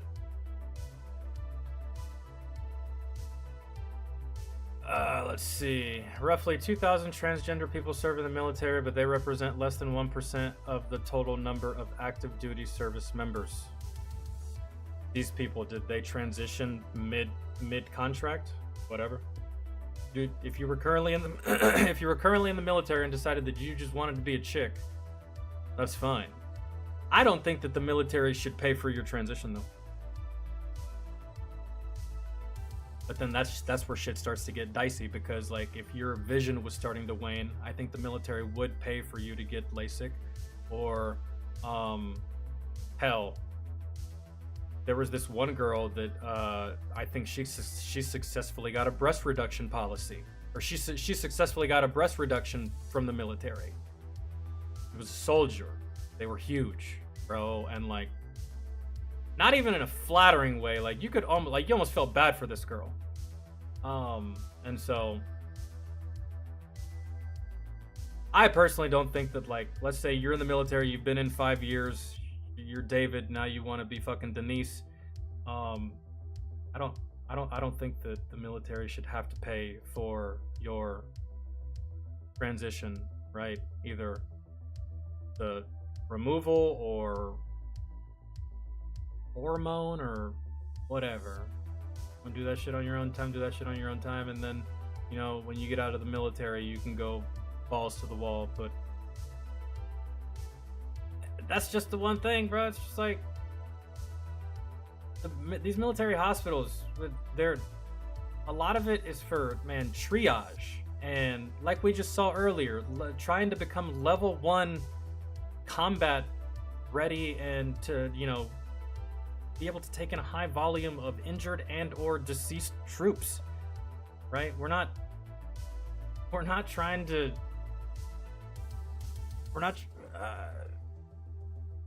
our hospitals are not for you and your aspirations of becoming a different gender. You know what I mean? You go somewhere else for that. You can be what you want to be, but like, I just don't think the military should pay for it, because that's not necessary. Right? That girl with the big titties, she needed those tits gone, right? The guy with the bad vision, he needed that surgery. My best friend, when we got hit with our ID, his nose got ripped off. He needed surgery on his nose to get his nose reconstructed, right? You don't need to be a woman. Vice versa. You don't need to be a man, and that's the way the military is going to look at it. Not on my dime. You can go be a man when you get out of the military.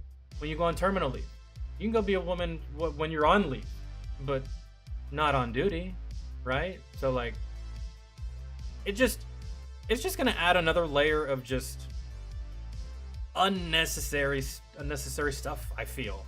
I don't know, or maybe I'm wrong, man. Maybe it won't matter at all in the grand scheme of things.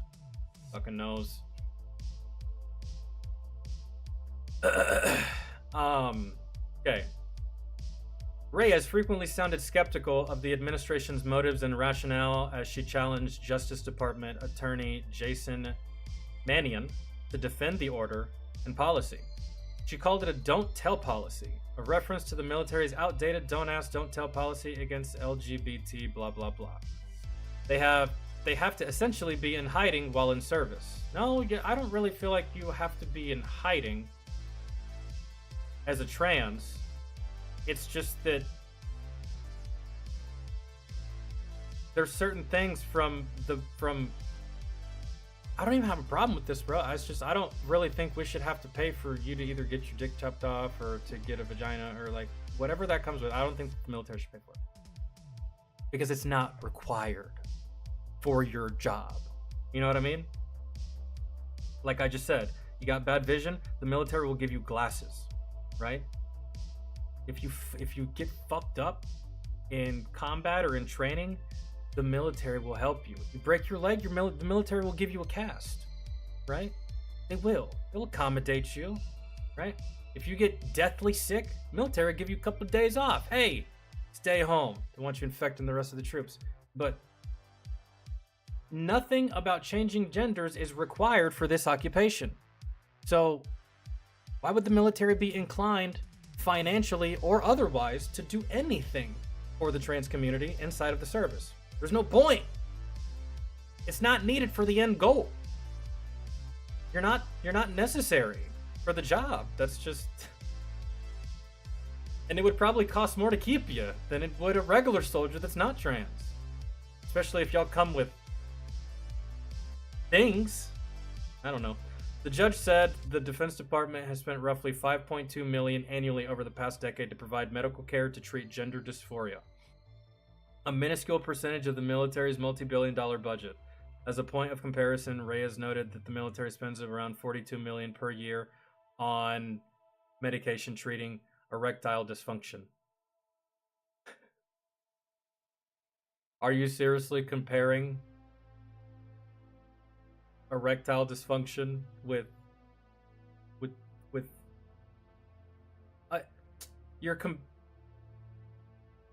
it almost sounds like you're talking shit, but not really. Because you're comparing ED with gender dysphoria, but you literally just said that gender dysphoria is such a minuscule percentage of the military's multi-billion-dollar budget, yet it only gets $5.2 million annually compared to what ED gets, which is $42 million. Just the way that sounded, it almost made it seem like you were talking shit, being a little bit judgy. Gender dysphoria can't get this, but ED can get $42 million. Yeah, because we need to keep making people. That's how society continues. And, you know, for the most part, soldiers usually make soldiers. My dad served, made me, man. Like, I know a lot that their granddaddy served, their granddaddy served, their dad served, their dad's dad served, right? All that stuff, so... I feel like that's more important than whatever the... What does that do? It's not even a rounding error, right? She asked. If it's a cost per service member, it does matter. I don't think they spend $42 million per year on one person for ED. How about let's talk about the amount of money they spend on medication that's supposed to take away your fucking nightmares, but the only thing it does is it gives you erectile dysfunction. Yeah, believe that. I've been there. I took that medication and I stopped taking that medication because it was supposed to take away my fucking nightmares because I was having nightmares because of PTSD, and then I take the medication and then whoop, can no longer get an erection. Can't even fuck my girlfriend, but at least the nightmares are gone, huh? What are you even saying? The plaintiffs who sued to block Trump's order include an Army Reserves platoon leader, Army Reserves, of course, from Pennsylvania.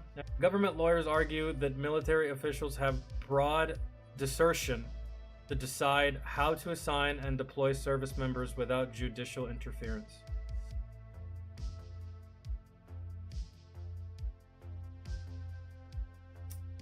I don't know, man. What do we do? Where do we go from here to appeal the trans community? It's such a you know what it is. You know what it is. I'll explain this real quick. The way it said it right here, 5.2 million annually for gender dysphoria, 42 million for ED.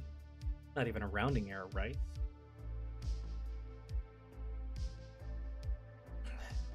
Because it's such a minuscule percentage of the military's multi-billion-dollar budget, that's why the military doesn't care about trans people.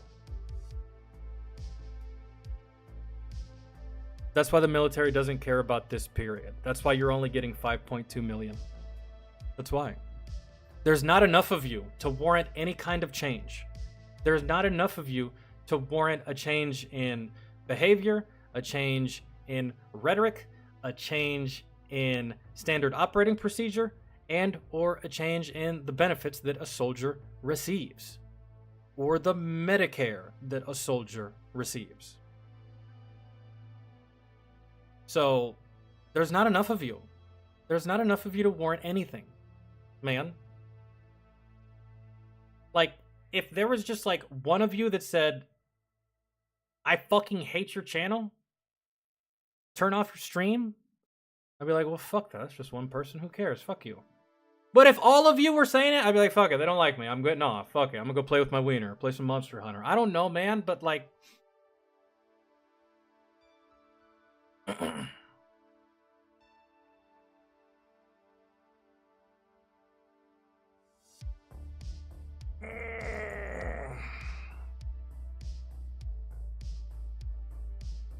I'd be even more concerned about being a POW in countries that don't follow USA policies.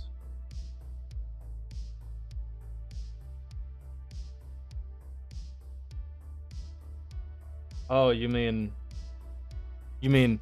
being a trans person and being a POW in a country where they probably despise trans people. I feels you. I feels you. It'd be a danger. But it's no more of a danger than being a female in the service. Because you know what they're going to do to you if they catch you, POW, female type, in the military. You already know. It rhymes with ape. You know? So, everyone's going to get fucked up as a POW. Depends on what country you... Depends on what country. I always think of the country I deployed to, because over there, they're just going to interrogate you until you don't tell them anything, and then they'll decapitate you. Ladies, they'll just interrogate you until you don't have anything else. Rape you, then decapitate you. Trans people, I think they would interrogate you until you didn't or couldn't say anything else. Then they would attempt the rape and then just get hella confused. And then get so angry that they can't figure it out, they kill you without raping you. So, I mean, you got something there, actually. I think you might be rape-proof. Who knows? When we get a chance, put one of you on the front line, see how it goes. Send you in with some operators. See how you fare.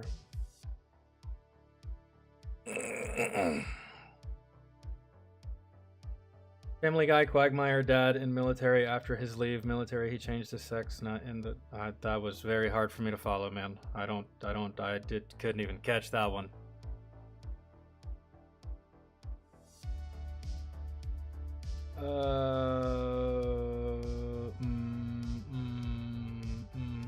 But we'll see. I mean, the best way.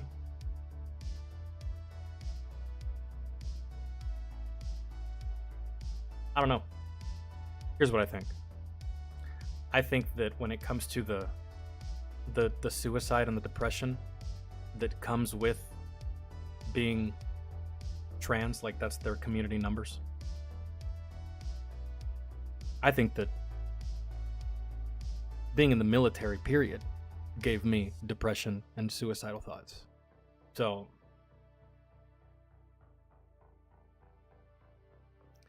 trans wants to be in the military. I say that they go through the same rigorous mental health screenings that we do. And if at any point they are not ready they're not combat ready, no go. X that shit. They don't deploy. That's it. You know, there's plenty of jobs you can still do in the service that don't involve going to a different country, putting on a vest, a helmet, some elbow pads and knee pads, and shooting your weapon at somebody. Plenty of jobs in the military that don't involve that. So, in that case, sure, man. But if it ever comes to a case of combat, they need to go through the same mental health screening process that we do. And on top of that, no medication. You cannot deploy on hormone blockers. You cannot deploy on some kind of medication that's doing something for your gender. You can't. Can't do it. I'd be against that, right? Now, for me, I took medication for my epilepsy when I was in the service, but that, like, taking that medication doesn't have any, like, mind-altering effects or just, like, effects on my body. It affects my liver, but so does alcohol, you know? But stuff like that, I feel like they can be in the service. It's just you're gonna have to watch them. You're gonna have to watch them more closely, I guess. I suppose. But at the same time, do we even have to? Should we? Should we even go out of our way? Again, such a small minority, right? And I'm always going to be an advocate for appealing towards the majority. Because it's the majority. It's what everybody wants, right? And it's what everybody cares about. So, I don't know, man.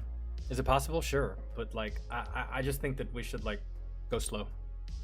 Take it a step at a time with the veterans that we currently have that are trans. let's see what we can do for them and how we can help them without overextending our hand and without doing something that we might not be able to take back, or starting a program that we might not be able to take back that might end up fucking us or something like that. Let's just see what we can do by them, and then we might extend that to the future hopeful of trans people. But outside of that, past that, we'll leave any continued conversation of that up to the medical professionals, because that's about as qualified as I am for all of this. All I have is just my experience in the military and how I would feel, you know, like, and it's just a combat thing, really.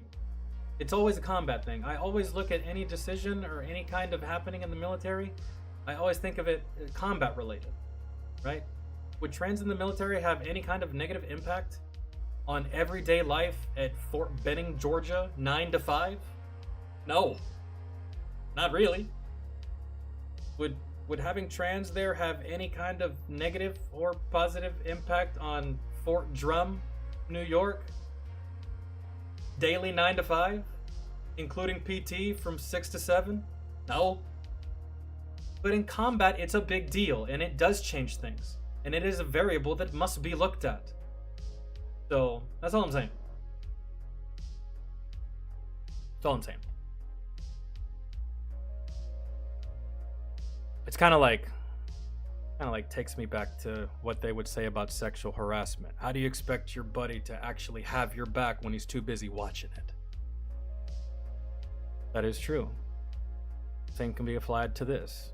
How can I expect this person to watch my back if he's too busy thinking about what I don't know what he's thinking about, man, because God knows what he's thinking about. He's she's it, they, his hammers, verse, his her, verse.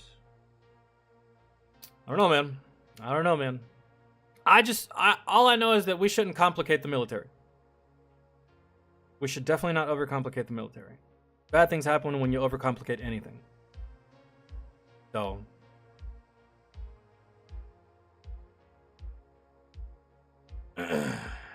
yeah.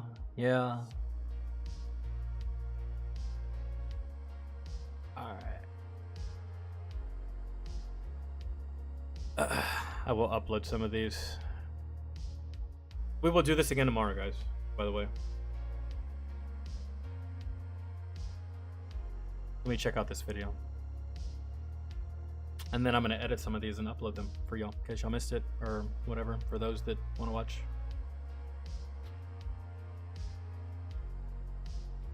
Alright. And then when I'm done editing and uploading, I'm going to play some fucking Monster Hunter.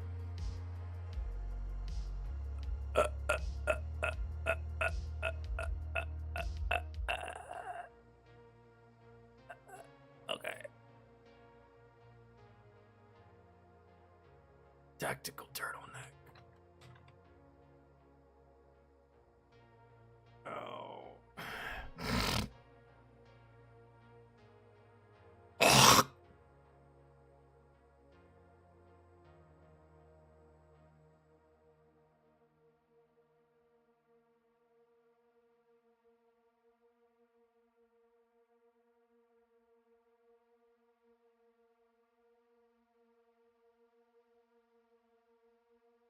Is this a patron request, Captain Z? It's this one? Dating is hard? Why? This is long as hell. Alright. Shit. If that's the case, dog, let me go smoke. Fuck. Because...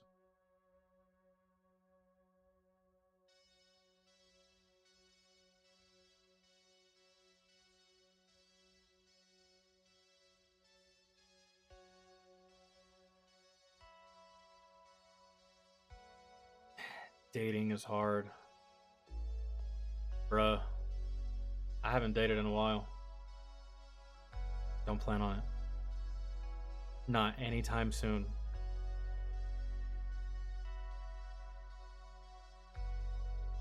Had some cashier attempt to flirt with me at the grocery store the other day, and I couldn't get the fuck out of there fast enough. Like, nope. I already saw the ending. I'm good.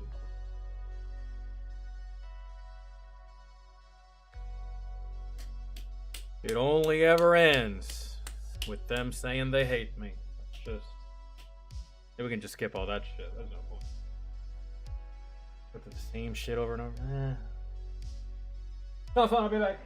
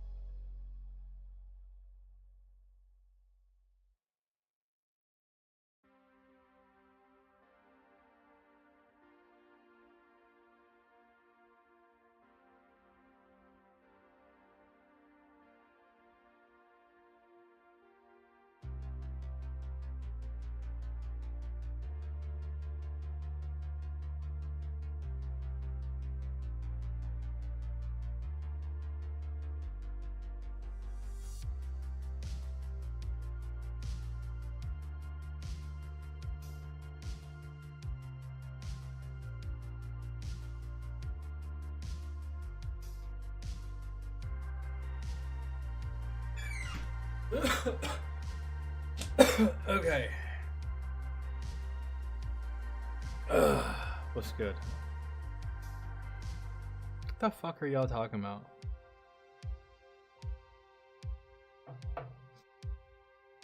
Weird shit, probably.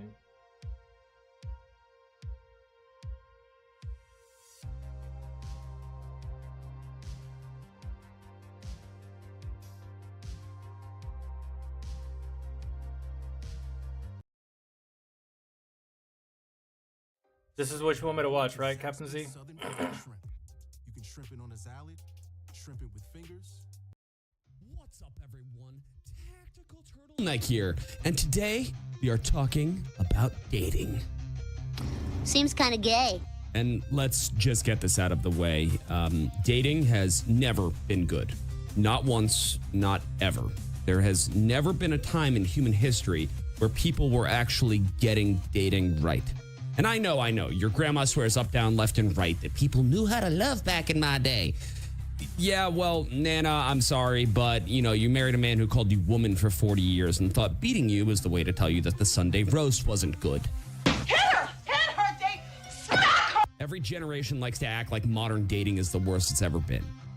People don't even commit anymore. Hookup culture is ruining everything. Why would he... Oh, dude, I straight up flat out just gave up on it. I was like, nah. It's, to me... How do I put it?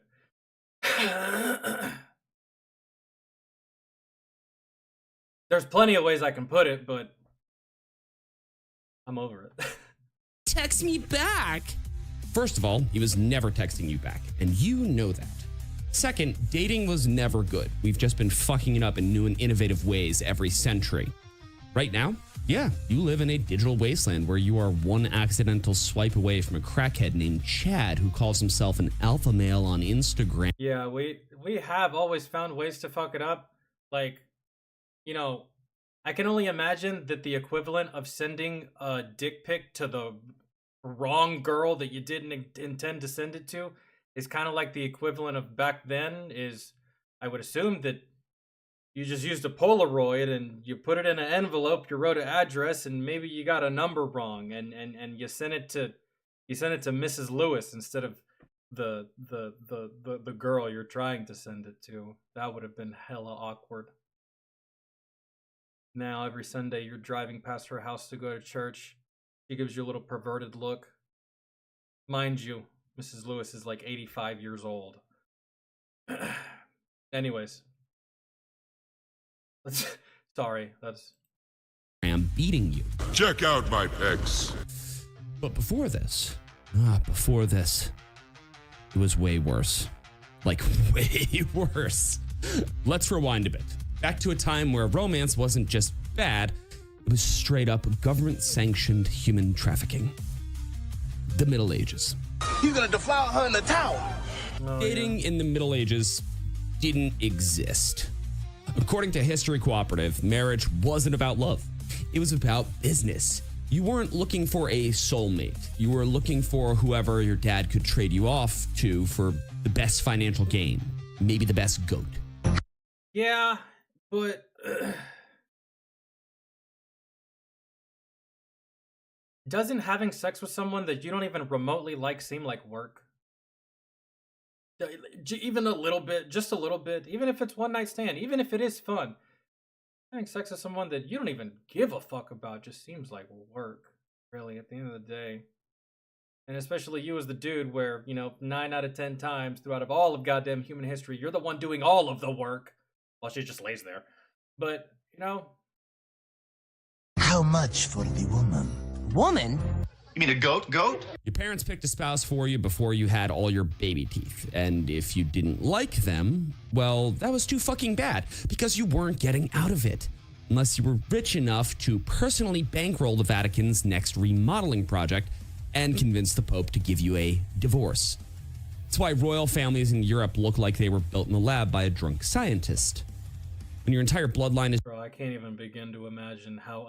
You can't even begin to imagine how annoyed I would be if my parents married me off to someone and she was ugly as sin. Just ugly as fuck. And I hate to sound vain, but you gotta look at that shit for the rest of your life. Right? You just have to. Granted, they don't gotta be no Angelina Jolie or no shit like that, but dude, look at these times, man. Look at some of these ladies. But then again, some of these ladies are cousins and shit. I don't know. Looking all weird. Long ass faces, just looking deformed. It's just 6 guys named Henry swapping daughters. Your genetics start looking like a copy of a copy of a copy of a copy. And then you get the modern royal family. And in case you think it was Jesus, better... Holy fucking sausage fingers. What is happening And then here? you get the modern royal family. Good God. Yo, that pinky, son, is gonna need surgery. That ring is about to cut through the bone. Yo, y'all gotta see this. Good Lord. That's absurd. Y'all see this shit? Look at that. Oh my God. That can't be good for you. Jeez. I'm guessing you jerk it with the right hand, huh? Those don't even look natural. It looks like both his hands got stung by bees, and he's having an allergic reaction. Oh my goodness. And in case you think it was better for the guys, no, not really. Sure, you weren't getting sold for livestock, but your wife was chosen for you too. Your dad would size up some 12-year-old girl like she... And she could have been fucking busted. Or not even busted because, you know, I suppose, yeah, busted by possibly bad hygiene downstairs. That's the fucking worst. And a terrible personality. You throw all three of those into one chick, and you have something hella repulsive. Really. And you're forced to be with this woman?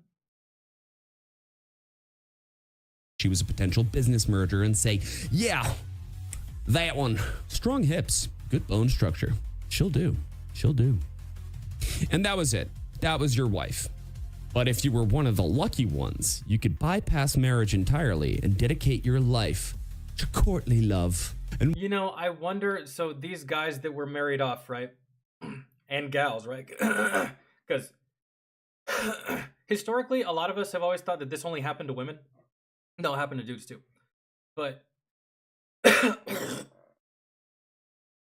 I wonder how they would feel about the whole married off thing if these people from back then knew the reality of today and the reality of most men just fucking sending out dick pics en masse to anyone with a fucking phone number in their hemisphere until someone bites, really.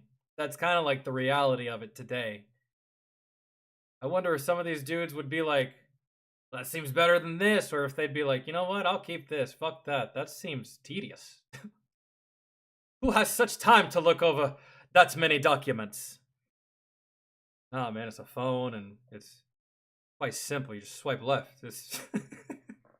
Sorry, we're gonna keep going. bypass marriage entirely and dedicate your life to courtly love. And what the hell is courtly love, you might be asking? My lady bids you wear this token. Well, of course. Such a good movie. She also said to tell you her name. I forgot that was... Of course. She also said to tell you. Is that Vision? That is Vision, isn't it? I completely forgot he played in this film. Wow, it's been a long time since I've seen this movie. Yeah, Vision. Tom Bettany, right? Is his real name? You guys know. Vision, Avengers, Iron Man. Yeah, A Knight's Tale. Yes, such a good movie. I love this movie. It's just been a minute. I forgot that this guy was in here. It's completely... Wow. Her name. Miss John C. Well, it is the most insane simp behavior that humanity has ever produced. Knights would dedicate... Hold on. Spent $70K to be called a fucking Twitch sub. Never gifting again. One of my Twitch subs got me a test.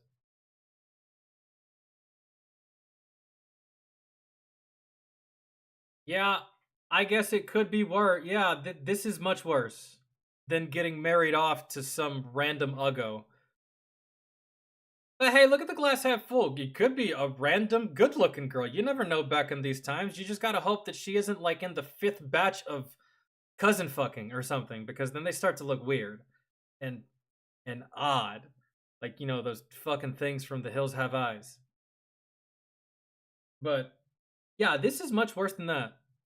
I would much rather get married off than to be a dumbass, spend however much a Tesla costs, let's say $100,000, give it to a girl, only for that to be the end of it. Because you bet your sweet fucking ass that if I give a girl a Tesla, she's giving me butt stuff right there in the Tesla. When I give it to her. That's... You don't even need to say thank you, just start taking your pants off and spread your cheeks. That's... But nope, not... No. Umbreon. Paul Bettany. Okay, yeah, that's what it was. Thank you for the... Dedicate their entire existence to writing poetry and fighting wars for women they weren't even allowed to touch. Seriously, girls, do you think that modern nice guys are bad? Imagine a whole generation of armed incels writing sonnets and murdering each other because some lady with bad hygiene said thank you once. It smells like fish. Wasn't much better in the Renaissance period Now you know how we feel. either.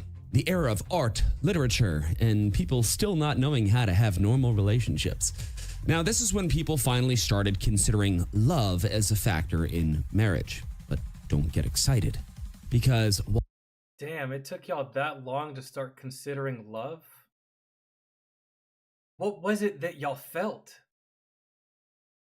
I mean, I guess it is kind of hard to feel those feelings when you're fucking your sister, right? I really would push that to the deep, dark recesses of my mind if that was the case. But it really took y'all that long because, like, I mean,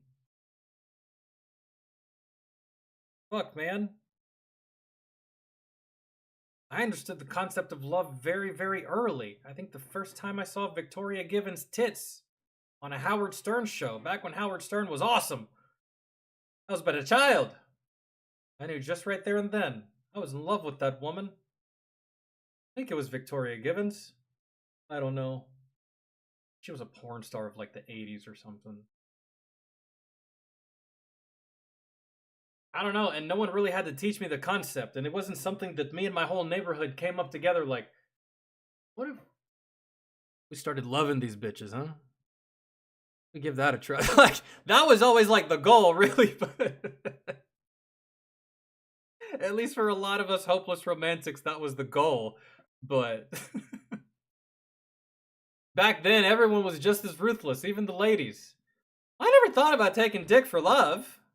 I suppose I could try that. It is Friday. All right. while you technically had more choice, you were still about as free as a medieval serf with slightly better clothes. Master has given Dobby a sock. According to Boundless, marriage in the Renaissance was still more of a corporate merger than a love story. You weren't looking for a soulmate, you were looking for a deal that wouldn't get you completely disowned. And if you were rich, forget about choosing completely. Your parents played chess with your love life, and you were a pawn of their generational wealth building strategy. Imagine. I think that's still how it goes with Indian people from India. I think that's still how they do it today. Or correct me if I'm wrong. I don't want to sound disrespectful or anything, but what he just described right here, play chess with your love life on fucking, yeah, they just be like merging, and not just from India, but from like from these other Saudi countries. I feel like that's how they do it too. Still, money marries money.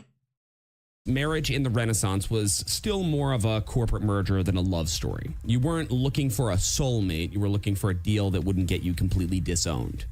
And if you were rich, forget about choosing completely. Your parents played chess with your love life, and you were a pawn of their generational wealth building strategy. Imagine falling in love with someone and your dad goes, "Oh no, not him, sweetheart. We're marrying you off to Court Fart Smell over there because his family owns vineyards." Boom. Wedding. You'd never. Wasn't that the whole thing about? Wasn't that the whole Romeo and Juliet story right there in a nutshell, basically? Met him, never talked to him, and now you're contractually obligated to produce heirs and sleep with this person. That was the best case scenario. Now let's say you were a normal person, not a noble being bought and sold for land rights, just like a regular peasant trying to find love. Could you go up to somebody and flirt? You cannot. See, flirting in the Renaissance was like trying to defuse a bomb while blindfolded with somebody fingering your butthole. One wrong move and boom, your reputation is completely gone. I mean, that's not much different on how it goes now, really. Now you have to fake your own death and move to a different town. Women were not allowed to be direct. If a woman showed too much interest in a man, society labeled her a whore immediately. I mean, were they wrong? I don't know. So what did they do? I mean, I don't hate that concept, but I mean, you do have to look at a man eventually, man. Your mailman, the waiter, the plumber. I'm just saying. Secret messages. This is the era where love letters and gifts became the main way to express interest. But here's the problem. If anyone intercepted your letter, that was it. They'd read it in front of the whole class. And that happened to me one time. Thank God it wasn't full of filth like the letter previous. But, yeah. Quite embarrassing. The entire town now knows that you have feelings, and you might as well pack your bags and become a nun because your reputation is ruined. And gifts, well, they were huge. You couldn't just write a letter and hope for the best. You had to send something expensive, elaborate, impractical. My love, I have sent you this embroidered silk handkerchief woven by the smallest, shiniest child to show my affection. My dearest, here is a necklace made of gold and sapphires, mined in Zambia, so you may know my love is true. We've downgraded a little bit. We have, because now bitches these days, they're just like, just PayPal me. Cash at. Cash at me. You ain't cash at? He ain't talking to me. But you know what isn't a downgrade? SoloMate, the AI-generated partner that will never ghost you, never complain, and most importantly, never develop enough self-worth to leave. That is right, a fully customizable, emotionally bulletproof, algorithm-powered lover designed specifically for people who couldn't get laid in a morgue. Let's be honest, you've tried dating. It didn't work. Maybe it's because you're awkward. Maybe it's because you still wear anime merch in public. Maybe it's because you describe your personality using words like Sigma and high-value man. Whatever the case, SoloMate is here to save you from yourself. Want a partner that actually texts back? I just got sick of playing. Done. Need someone who calls you daddy without the risk of meeting And I their definitely actual do not. dad? Handled. I definitely do not want them to moan your name like you didn't just I definitely finish do in not 30 want a sex seconds. bot. Or Buddy, there's a setting for that. No. With advanced deep learning Yeah, algorithms, that's just- SoloMate adapts to your every need, whether you want soft Dating or is, tender intimacy or someone to and it's degrade not you something for that is a just like, disappointing failure. I'm done with it. Just I'm done let with you women know forever. you Fucking get fuck them unlimited bitch. No. companionship, zero It's just STDs. not dating right now. I don't really feel like it. Leaves you for And if I'm not Jeff dating or by next year, then I'm just not dating by next year. And if I'm not dating by the year after that, then I'm just not dating for the year after that. And that's just it. I'm good. SoloMate, because real relationships are hard, and you gave I got up a time. long time ago. I had to have dinner, so That's if my it. hat looks different, it's because of that. Even though romance was gaining traction, marriage. It's great. I've had girlfriends, I've had fiancés, I've had wives. Okay? I played the game a couple of times. I went around the block. I rolled the dice, I spun the wheel, and I did it. Okay? So now I've played the game enough. We're just gonna chill. And you know what? Let me tell you something. This whole chilling thing that I'm doing, it's relaxing. I'm content. It's good.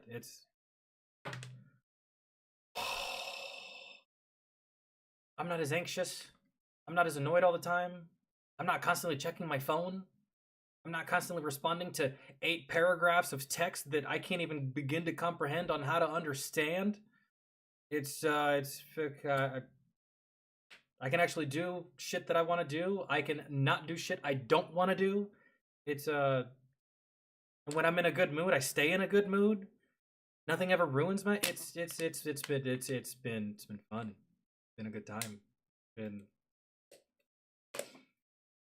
Honestly, can't believe I didn't think of it earlier. Sooner. Been. Marriage was still a contract. And Yo, James, what's good, man? How are you? You missed a lot of good stuff earlier, but don't worry about it. Tomorrow we're gonna cover more of what you probably missed today, as far as the title of the stream goes. Before a man could date a woman, he had to ask permission from her father. Not just a I mean, both times I got married, I did that twice. I knew that that gesture came from a long time ago. He says it like it's outdated. Nah, bro, I still did that. I feel like people still do that. I feel like you goddamn better do that, to be honest. The shit. Better ask. Anyways. Hey, sir, I'd like to date your daughter. No. He had to present his entire life plan, prove his financial stability, and basically pitch himself like a fucking startup company. Depending on the father, that's still true to this day, just not as common. Imagine Shark Tank, but with your penis. So, introducing Remarkable Paper Pro. The ultimate paper tablet. With an all-new canvas color display. We can knock that out on the next music stream that we do. Cause Sir, I have a steady income, a fine reputation, and a good home. Here is my 5-year plan, my projected earnings, and a detailed budget outlining how I'll provide for your daughter. Also, here is a goat for your troubles. Also, ladies don't like that. Oh, thank you for choosing to marry me. I'm so glad you could afford it. Yeah, that spells romance right there. If the father approved, congratulations. You are now allowed to date, but only in supervised environments where someone's great aunt would be sitting in the corner pretending to knit, but really listening to every word that you'd say. Oh, that kind of sounds like my childhood. At one point, I was allowed girls over, but I had to keep the door open. Which in my mind, I was like, so really there's just no point in her coming over then. And I said that one time, bro, and my mom got so, that's when I realized that my mom was a girl. Because I was like, hey, Dad, so-and-so's coming over. And my mom was like, okay, but keep the door open. And I said, so then what's the point of her coming over then, Mom? And my dad starts laughing, but then she got I think she got offended, really, at the fact that she's like, you could talk. And she just started to get really mad and oh no, bitchy with me. I wasn't in trouble or anything, but she was just I think she was slightly offended that her son was displaying dog behavior, I guess. I was like, the fuck are we gonna do at the door? What are you talking about? What's the point then? She's like, you could talk to her, son. You could, talk about movies, stuff. I was like, uh-huh. Do that on the phone. I invite her over here for a reason. She's like, well, not in my house. I was like, okay. And if you touched her before marriage, yeah, boom, honor, ruined. Yeah, you were dead. Family name, disgraced. You are now either dead in a ditch or getting married immediately. Knowledge. Because, yeah, shotgun weddings weren't invented in the South. They've existed forever. It's just the weapon different. You'd think getting permission from her dad was the hard part. No. Then you'd have to agree on the dowry. See, the dowry was basically a reverse wedding gift where the bride's family had to pay the groom to marry their daughter. That's right. And I saw that in a movie once, and I was like, well, that sounds kind of fucking stupid, but awesome if it was the case for me, I suppose. The Renaissance, marrying a woman was considered a financial burden. So, well, yo, James, we do music on Twitch from time to time. It just depends on how many requests we get in a day to warrant a stream. But usually we're here, there, and I just be uploading stuff. So I'm glad you found the channel again, man. Her family had to literally bribe a man to take her. Here's your dowry back. We have strayed so far. We need to bring back the dowry today. Right, put it in reverse. We know she's a person with thoughts and emotions, but hear us out. What if we gave you 20 acres of land and a bag of gold? And if you think women had it bad, oh, buddy, men were not winning either. Mm-hmm. Because if you were a poor guy who fell in love with a woman from a wealthy family, yeah, no, you can't marry him, sweetheart. No, he has no land, no title, no future. And essentially, you're in love, that's fucking cute, enjoy dying alone.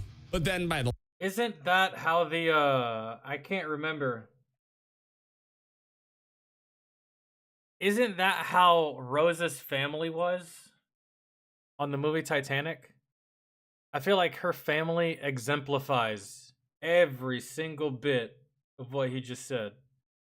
And at least to this degree, the further back it was more egregious. But this is more or less how that bitch's family operated for the most part, which was just, and she hated that fact about her family. She's like, I hate all you rich, pretentious fucks. Like, and I guess I can see that's why she abandoned them for Jack whenever the boat started going down. Like, man, fuck that family. I don't care. I don't even think I'm related to them. I'm a good person. They're just fucking evil bitches and bastards. So, I don't know. Anyways. The late Renaissance, shit started getting out of control. See, rich men were supposed to marry rich women, but some of them started ignoring that rule and going for whomever they actually liked. Yeah, like that sexy ass girl that works at Wendy's with the fat ass. Yeah, bro, she ain't like no CEO or rolling in millions, but like that ass though. Like, and a lot of dudes are like that. And see, look at this. Isn't this funny? Shit started getting out of control. See, rich men were supposed to marry rich women, but some of them started ignoring that rule and going for whomever they actually liked. Isn't that funny? And that just goes to show you that only women will ever date up for money.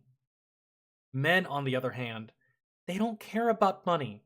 They will date up, down, left, right. It doesn't matter. If it's for them, it's for them. And if that girl from Burger King is for him, that girl from Burger King is for him.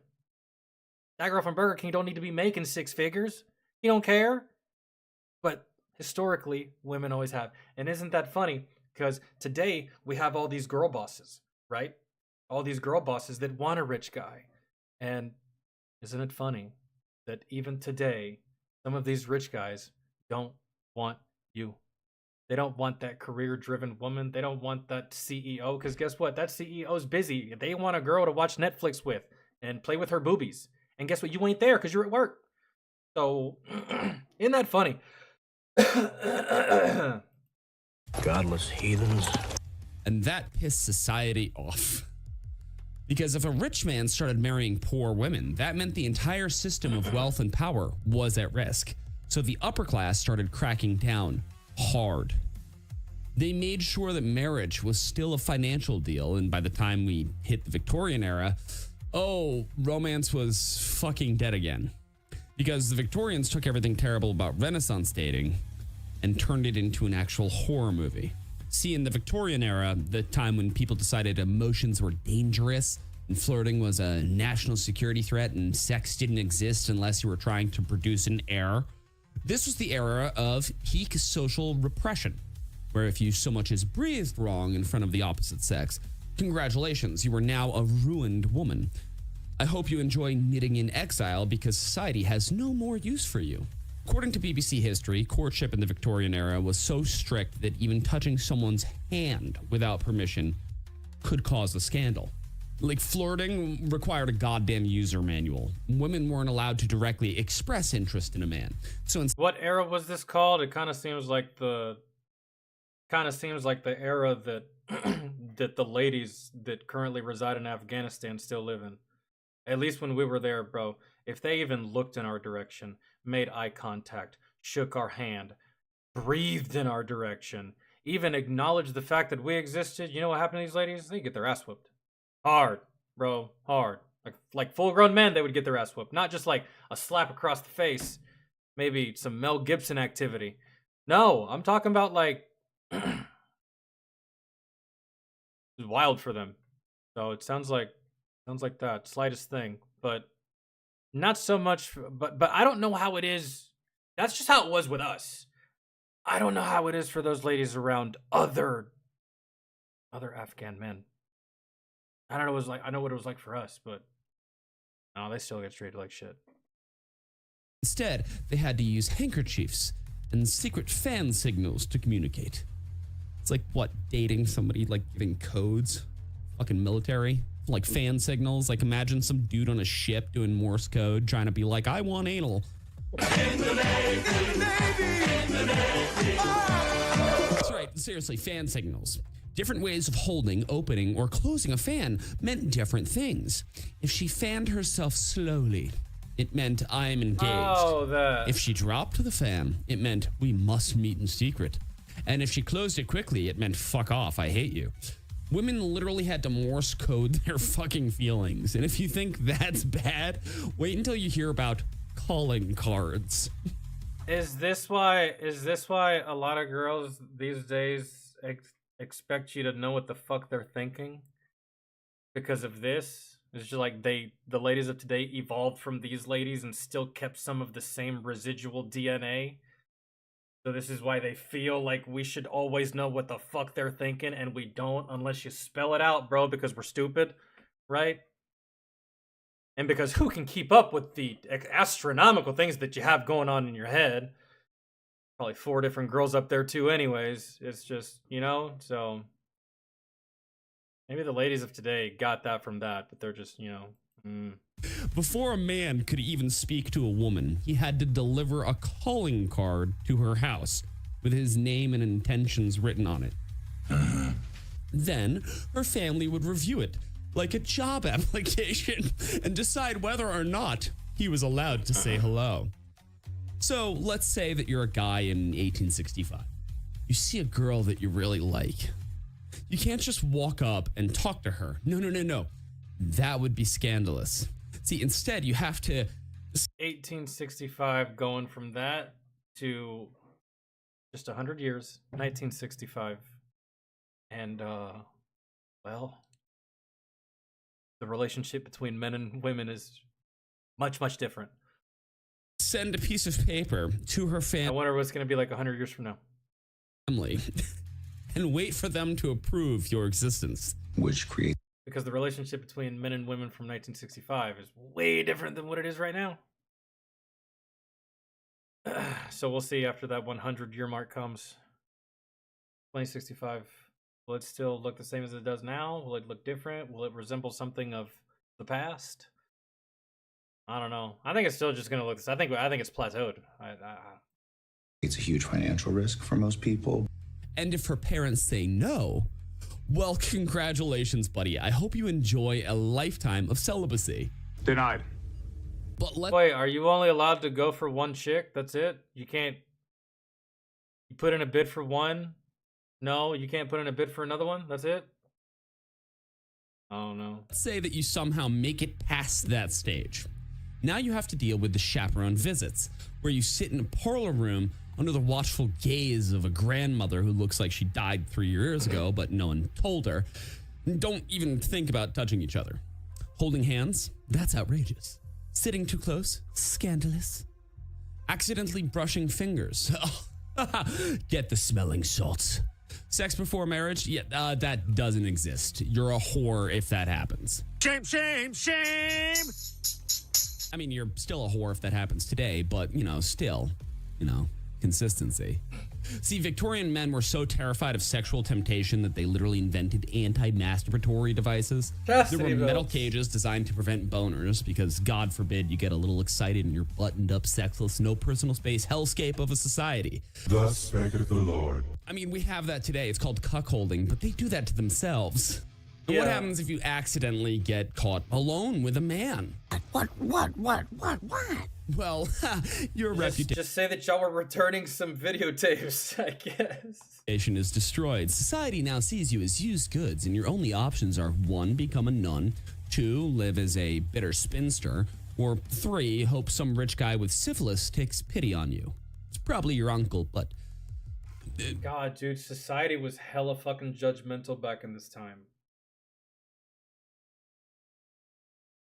Way more judgmental than they are right now. I feel like all things considered, still very progressive now as opposed to way back then. Yeah. Meanwhile, if a man ruined a... Even being that a lot of us are conservative, it's still way more progressive today than it was back then. Those were some fucking closed-minded ass people, bro. They took life way too seriously. Jesus, that doesn't doesn't even sound like a fun society to be in. Like, any group of people that turn society into something that's miserable, bro, it doesn't have to be like, why can't people be happy? Why can't we all be chill? Why can't we have fun? Is that Jesus? Who wants to live that way? This secrecy and everything involves all religion-based rules. Well, that kind of makes sense, really, because religion on its own, not that bad. Religion interpreted by man, fucking awful, because shit goes to the extreme. Woman's reputation, he got a mild scolding and went right back to being an aristocratic piece of shit. I miss the patriarchy. It was good times. I was born 100 years too late. By the late 1800s, some people realized that this was insane and tried to introduce a more casual style of dating. The response was immediate public outrage, because of course it was. People lost their minds, calling it moral decay and a threat to civilized society. The same people who thought that showing an ankle was softcore porn decided that casual dating was actually evil. But don't worry, things don't stay this miserable forever. Because as soon as the 20th century hit, people collectively decided, fuck this shit, let's start drinking and making bad decisions. That's exactly what they did. So welcome to the 20th century, where people finally realized casual dating, bad decisions, and alcohol. There you go. That maybe, just maybe, romance should involve actually spending some time together. It's a proven concept. But of course, humanity found a way to make it stupid. See, the 1920s, the real fun. Prohibition! Hell yeah! Guys, we found the secret. Let's just get drunk, fucked up, talk to one another, have some good times. Maybe we bond, maybe we don't, but the sex will be fun.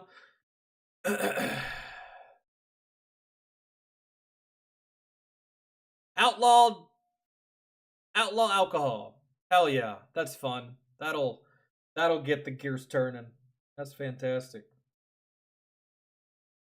Not saying that alcohol is necessary, but it definitely could have facilitated the dating culture. What's acceptable, what's not acceptable, what ladies actually want, what men actually want. Because you know what drunk people do? Bro, they talk a lot. So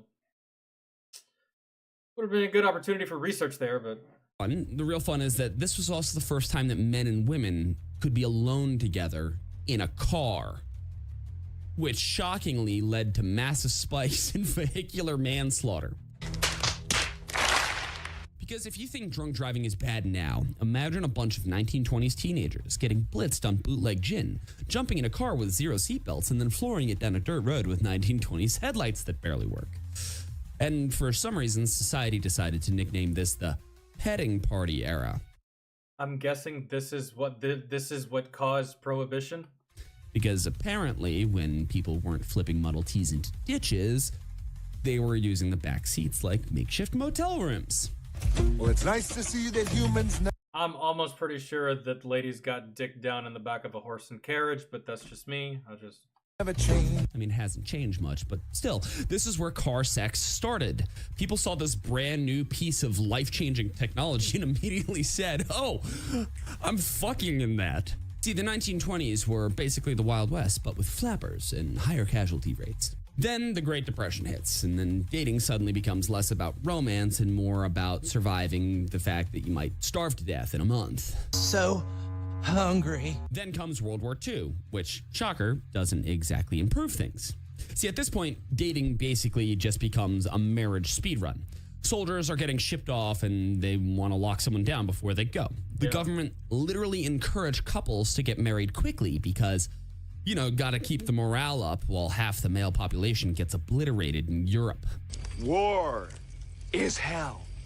See, this is where we get the war bride phenomenon. You know, you met a guy, he's getting deployed. Guess what? You're getting married. Like tomorrow.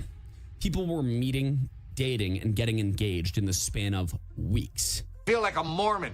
Now the war is over and people don't know what to do with themselves. Society is basically like, all right, go home, get married, and start repopulating the country. Chop chop. This is the golden age of going steady. See, dating is no longer about having fun. It's about locking someone down as fast as humanly possible. At this point, if you weren't married by 21, people started assuming there was something wrong with you. I'm autistic. And the absolute insanity of it all is people were getting married without actually knowing each other. You think that modern relationships move fast? Try the 1950s where couples met, dated, got engaged, and had their first kid in the time it takes you to figure out if you actually like someone. I don't know, man. I think lesbians still do it faster. I've seen lesbians like meet and they're already moving in together within like, I don't know, 4.5 hours. Like they've already painted the walls and everything. Got cable, all that shit. This is also where the nuclear family dream was created and shoved down everyone's throats. Don't get me wrong, it was a great thing, and it still is the best thing that we can do for society, but you know, get a spouse, get a house, have exactly 2.5 kids, work in an office until you die. You know, that was the script then. Yeah. And people bought into it. Hard. Until they didn't. By the time the 60s rolled around, people started questioning the system. Like, maybe I actually don't want to be married with 3 kids at 22. Maybe I want to go outside, touch grass, and experience life and drugs. Maybe I want to enjoy my 20s. Yeah.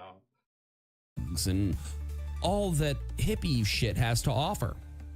And society completely malfunctions because this is where the sexual revolution kicks in, where people start rejecting traditional relationships and experimenting with open relationships and saying shit like marriage is just a social construct. Fucking swingers. Like, I don't have a problem with those people. That's just not my thing. Man, it was full hippie, full free love, full fuck it, let's see what happens. Yeah. And what happened? Like, yeah. STDs. Lots of STDs. Yeah. Hi, Forrest. Now that I have the most contagious and incurable disease known to mankind, I'll finally have pity sex with you. Fuck you. Okay, Jenny. And I'll mow the grass and raise the AIDS, baby. See, casual sex skyrockets. The birth control pill becomes mainstream and people start actually getting divorces at record rates. By the 70s, divorce rates had tripled. People went from rushing into marriage at 20 to getting divorced by 30 and trying to figure out where the fuck they went wrong. And that is when society decided, all right, this is getting a little out of hand. Let's tone it down a bit. I think you need to ease off a little bit. Which brings us to the 1980s and the 90s, the era of we have no fucking idea what we're doing anymore. You mean when I was born? So here we are, the 21st century. The era where technology was supposed to make life easier, but instead it turned dating into a high-stakes casino where the house always wins. Oh, and by the house, I mean your crippling loneliness. This is where love meets data science, where corporations own your love life. Algorithm. And your soulmate is buried under 600 bots, sex workers promoting their OnlyFans, and a guy named Kyle who takes gym mirror selfies with his tongue out. Kyle also claims to be a girl, but we'll leave that where it needs to be, in a box under all my winter shit. According to Cosmo, 1 in 3 marriages now start online. Now that sounds wholesome until you remember that Tinder is also responsible for at least a dozen serial killer cases. And Hinge is just LinkedIn, but for people who want to fuck. Let's talk about swipe culture.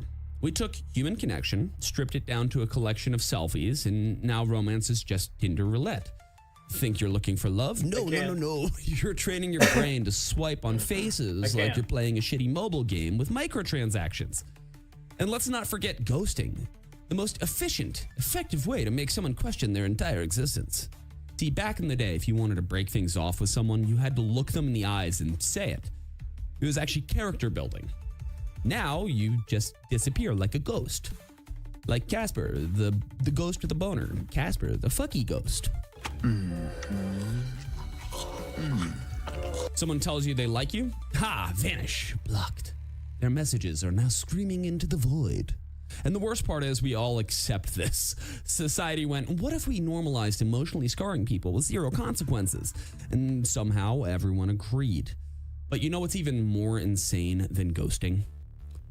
Talking stages. It's a new form of mental torture. See, this is a recent invention, and honestly, whoever created this needs to be launched into the sun or thrown into a gulag of some sort.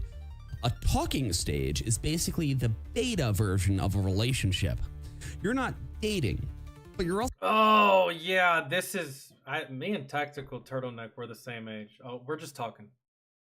So what's up with you and that guy? Oh, we're just talking. We're talking the past couple days.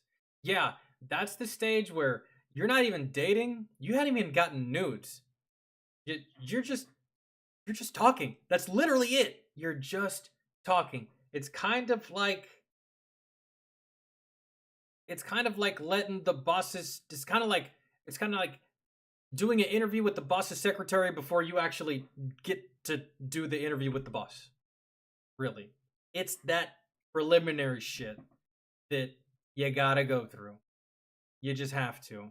And you gotta talk about shit that she wants to talk about. Hopefully she's cool and wants to talk about shit you want to talk about, but it's just a lot of texting back and forth. It's a lot of text messages. It's like 4-hour phone calls and shit. And every relationship starts like that. It's fun, it's new, it's exciting. This could be the person. This could be my soulmate, right? It's almost like lottery, bro. That's why these apps work the way they do. It fucking endorphins release in your brain every time you get a new match or a new face shows up, or oh, someone likes me, right? So it's that like talking phase, and it's just talking. That's all it is. Nothing has been established. You haven't even set a date to do anything either. It's just talking.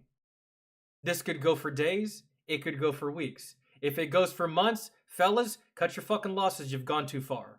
And you've wasted too much time. Give it a couple days. Most, a week and a half. You're still talking after a week and a half and nothing's come of it, bro. Then stop it. Move on to the next candidate. Also not dating. You're texting every day. Yeah. You're calling, hanging out, fucking each other. But if you ask, so is the fucking part of talking? Because I don't know. I would usually that. It depends. What are we? Congratulations, you just ended the relationship. I hate it! I hate it! I hate it! That's right. The second that you try and define it, it disintegrates into... Oh, wait, what did you say? You're also not dating. You're texting every day. You're calling, hanging out, fucking each other. But if you ask, so what are we? Congratulations, you just ended the relationship. I've had that before. So what are we? Hungry, right? After that one, right? After that go round, starving. Zaxby's? No? Chick-fil-A? No, I mean like, what are we? Oh, I thought we were having fun, but you're dead set on ruining that, right? With like conversations and feelings and word. Got it.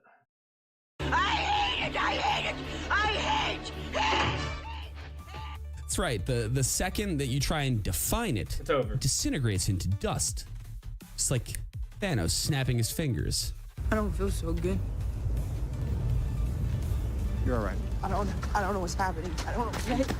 According to Pew Research, 67% of singles say modern dating is harder than ever. Yeah, no fucking shit. Because at least in the old days, if you were in a relationship, you fucking knew it. Now you can be in a talking stage for 6 months and then get hit with the, oh, I never saw this as anything serious. Yeah. This is mental terrorism, by the way. But don't worry, it gets worse. See, dating apps. I don't think dating's dead. I think that you can get out there and you can find someone for you. There's plenty of people that have done it. There's plenty of people that are doing it right now, thus making it not impossible. I'm just not interested. I look at it as just something I don't want to do at the moment. It seems exhausting. It seems like I'm going to have to do a lot of things that I don't want to do, and it seems like I'm going to have to do a lot of things that I've already done. Right? Do you have any idea how much I don't want to have to repeat the process with someone of first dates and dinner and holding the door open and meeting the family and laughing at her dad's jokes and going to barbecues and get-togethers and establishing myself as the boyfriend and fucking doing that does not sound like fun to me. It doesn't. Not even with someone that I would like. That doesn't sound fun to me. Dude, it doesn't. And the fact that I've already done that so many times with so many different chicks, and maybe I'm fucking myself. Maybe I'm missing out on the one because I'm too busy over here just having fun by myself, right? But whatever, dude. I don't care. I'm pretty content. And it's just like I don't want to participate. It's not that it's hard, and it's not that it sucks. I'm pretty sure there's good ladies out there, and there's some good dudes. Albeit dating sites make it hard for these dudes and ladies to find each other, and then the internet makes it hard, and then all of these talking faces on YouTube and stuff like that, like why you can't get a girl, why you can't get a man, because you're too busy watching these stupid ass videos on why instead of actually going and talking to one and figure out what you're doing wrong and or doing right. Stop watching these gurus and these coaches and these people like I can teach you how to get laid. No, it doesn't, because it's not one size fits all, bro. Shut the fuck up. Don't do these coaches and these gurus, and it's just like you can ask for advice, man, but y'all know what I'm talking about. It's Dating apps could have been good, in theory, but instead they became a dystopian hellscape designed to keep you single for maximum engagement. I think that dating apps would have been great had they just come out and been upfront about what it was actually for. Hey, this is for hookups. You ain't been laid in a while? Come here, you get laid. That's it. Find your own fucking relationship. But if you can't, in the meantime, you can come here and find someone to play with your wiener or play with your boobies. Had they led with that and had it as that, I feel like it would be great. Right? You leave it up to the person to find their own relationships, but once you take away their journey to finding that person and you replace it with an easy fucking swipe, nothing is ever going to feel satisfying. Really, because of just how easy and accessible it was to begin with, right? I don't know. Digital Trends reports that only 44% of Tinder users are actually single. Yeah, you heard that right. More than half of the people in those apps are either in relationships, married, or just fucking around for validation. They're not even looking for dating. And if you're a guy, you are basically invisible on those apps. See, a study from Quartz found that women swipe right only 4.5% of the time, while men swipe right on 60% of profiles. That means the majority of dudes are swiping on everything like a slot machine, hoping that they'll hit the jackpot before the... I know that there's most dudes that for some they'll swipe on everything. Really, doesn't matter. You could have 19 kids, they'll still swipe on you because that's just how they do it. They'll just sit there while they watch top 10 Sports Center. Because they're just looking to get laid, bro. That's it, really. The ones that have standards will actually look at what the fuck we're doing. That way we're not... Oh, hell no. You don't want to wind up with an undesirable. Even if it's just for those purposes, but... And that right therein lies the reality. Guys go to these sites to get laid. Girls go to these sites to find love. One is being realistic about the functions of the site. The other one is being naive and hopeful about something that doesn't exist. That's it. In a guy's head, they go to these dating sites to find someone to have sex with. If they just so happen to like this person that they just had sex with, it's just like, wow, man, sex was good. I could actually see myself hanging out with you the rest of the day and maybe tomorrow. And then they end up dating, then that just happens how it happens. But that's how guys go into it. Whereas in ladies, on the other hand, y'all go into it full well hoping and dreaming and aspiring that this is actually going to lead to your true love. What I've noticed. Anyways. Algorithm buries them so deep, they might as well date in an underground bunker. And dating apps actually know this. See, they throttle your matches on purpose. So you get just enough attention to keep swiping, but not enough to actually find someone. Because if you get into a happy relationship, you no longer need the site and you stop giving them money. So lose for them. Stop using the app. And if you stop using the app, they don't make money off of you anymore. So they feed you crumbs, making sure that you're always desperate enough to just keep swiping. You're not the customer. You're the product. See, social media is the perfect tool for destroying humans in general. See, back in the day, if a relationship ended, it ended. Now you get to watch your ex thrive in 4K. You get constant real-time updates on how great their life is without you. They're out partying, you get to see it. They're on vacation. Nah, bro, you can just delete all your social media and live a social media free life. It's great. Who says you have to have a Facebook or a Twitter or an Instagram or whatever the fuck? It's just not mandatory for society. A lot of y'all feel like it is. It ain't. I got none of it. Guess what? Your boy's doing good. Vacation with someone new. You get to see it. They post something vaguely emotional. These days, bro, you want to get a hold of me personally, you're either going to, well, y'all can just hit me up on Discord, but anybody else, bro, you're either going to have to harass one of my family members for my phone number or write me a letter. That's the only way you can get a hold of me these days. If y'all aren't in Discord or something, or like a viewer or something like that. But that's it. This is the only way. Or an email, maybe. But congratulations. Now you have to decode it like a fucking cryptographer. And if you think blocking them solves anything, no. See, because your mutuals will still repost their shit, and before you know it, you're 20 minutes deep into your ex's new partner's cousin's Instagram page wondering how the fuck you got there. According to Forbes, social media has increased dating anxiety by 73%. Because how can you be happy in a relationship when you're constantly comparing it to every highlight reel on Instagram? Well, what's that? Your partner didn't take it to Greece like that influencer couple? I guess you're in a failing relationship, huh? Social media has made it impossible to just be happy. So where does that leave us? Well, at this rate, we're like 3 years away from AI girlfriends replacing real women, 5 years from VR dating subscriptions, and maybe 10 from the government assigning us partners like a Black Mirror episode.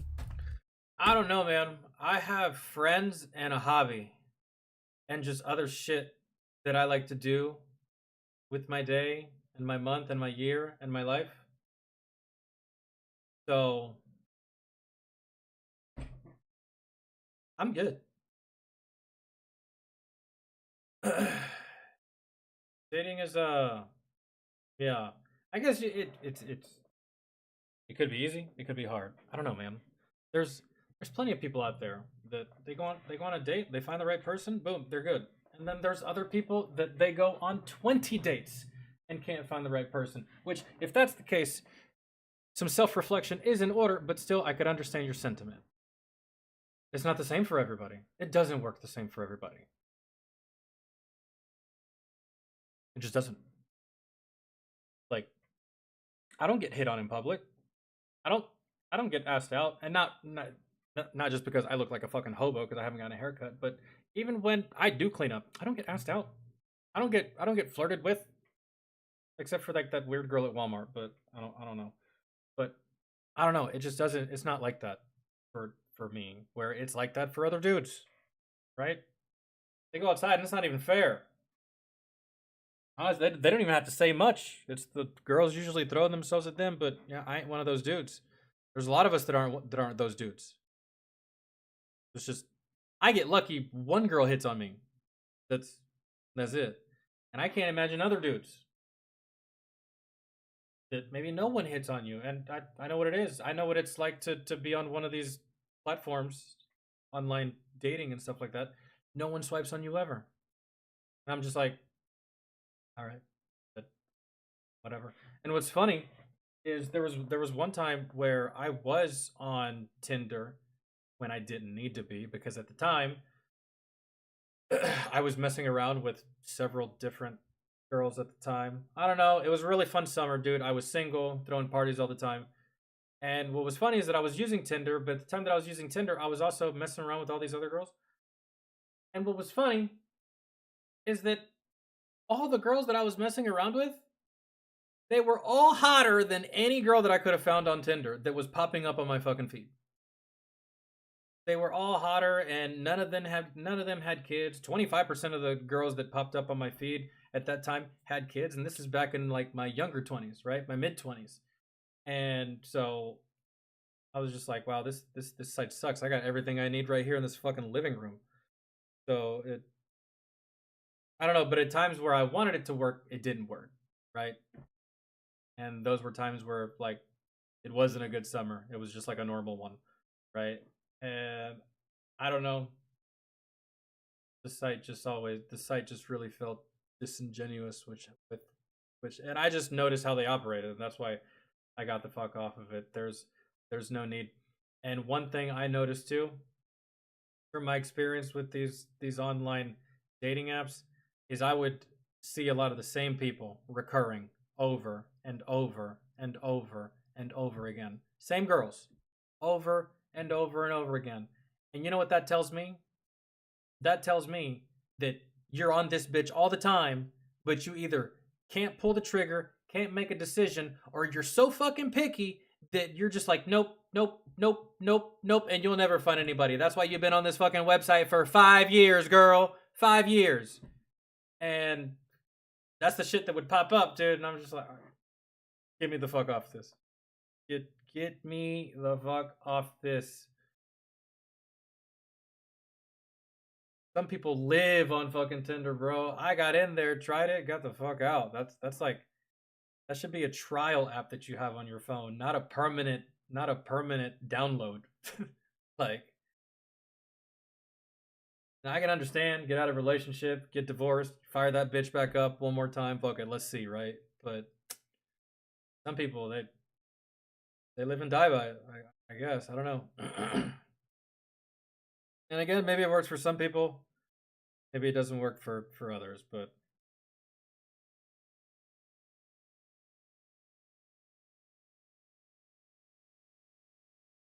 yo, Mysterious, take it easy, man.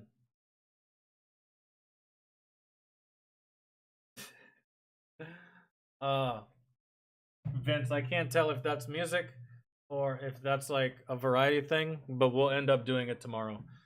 We're probably gonna go live here again tomorrow. If that is music, then I'm just gonna wait to do it on the music stream. But my niece is about to be here, dudes, and I'm starving. I gotta edit some of these videos and get them uploaded.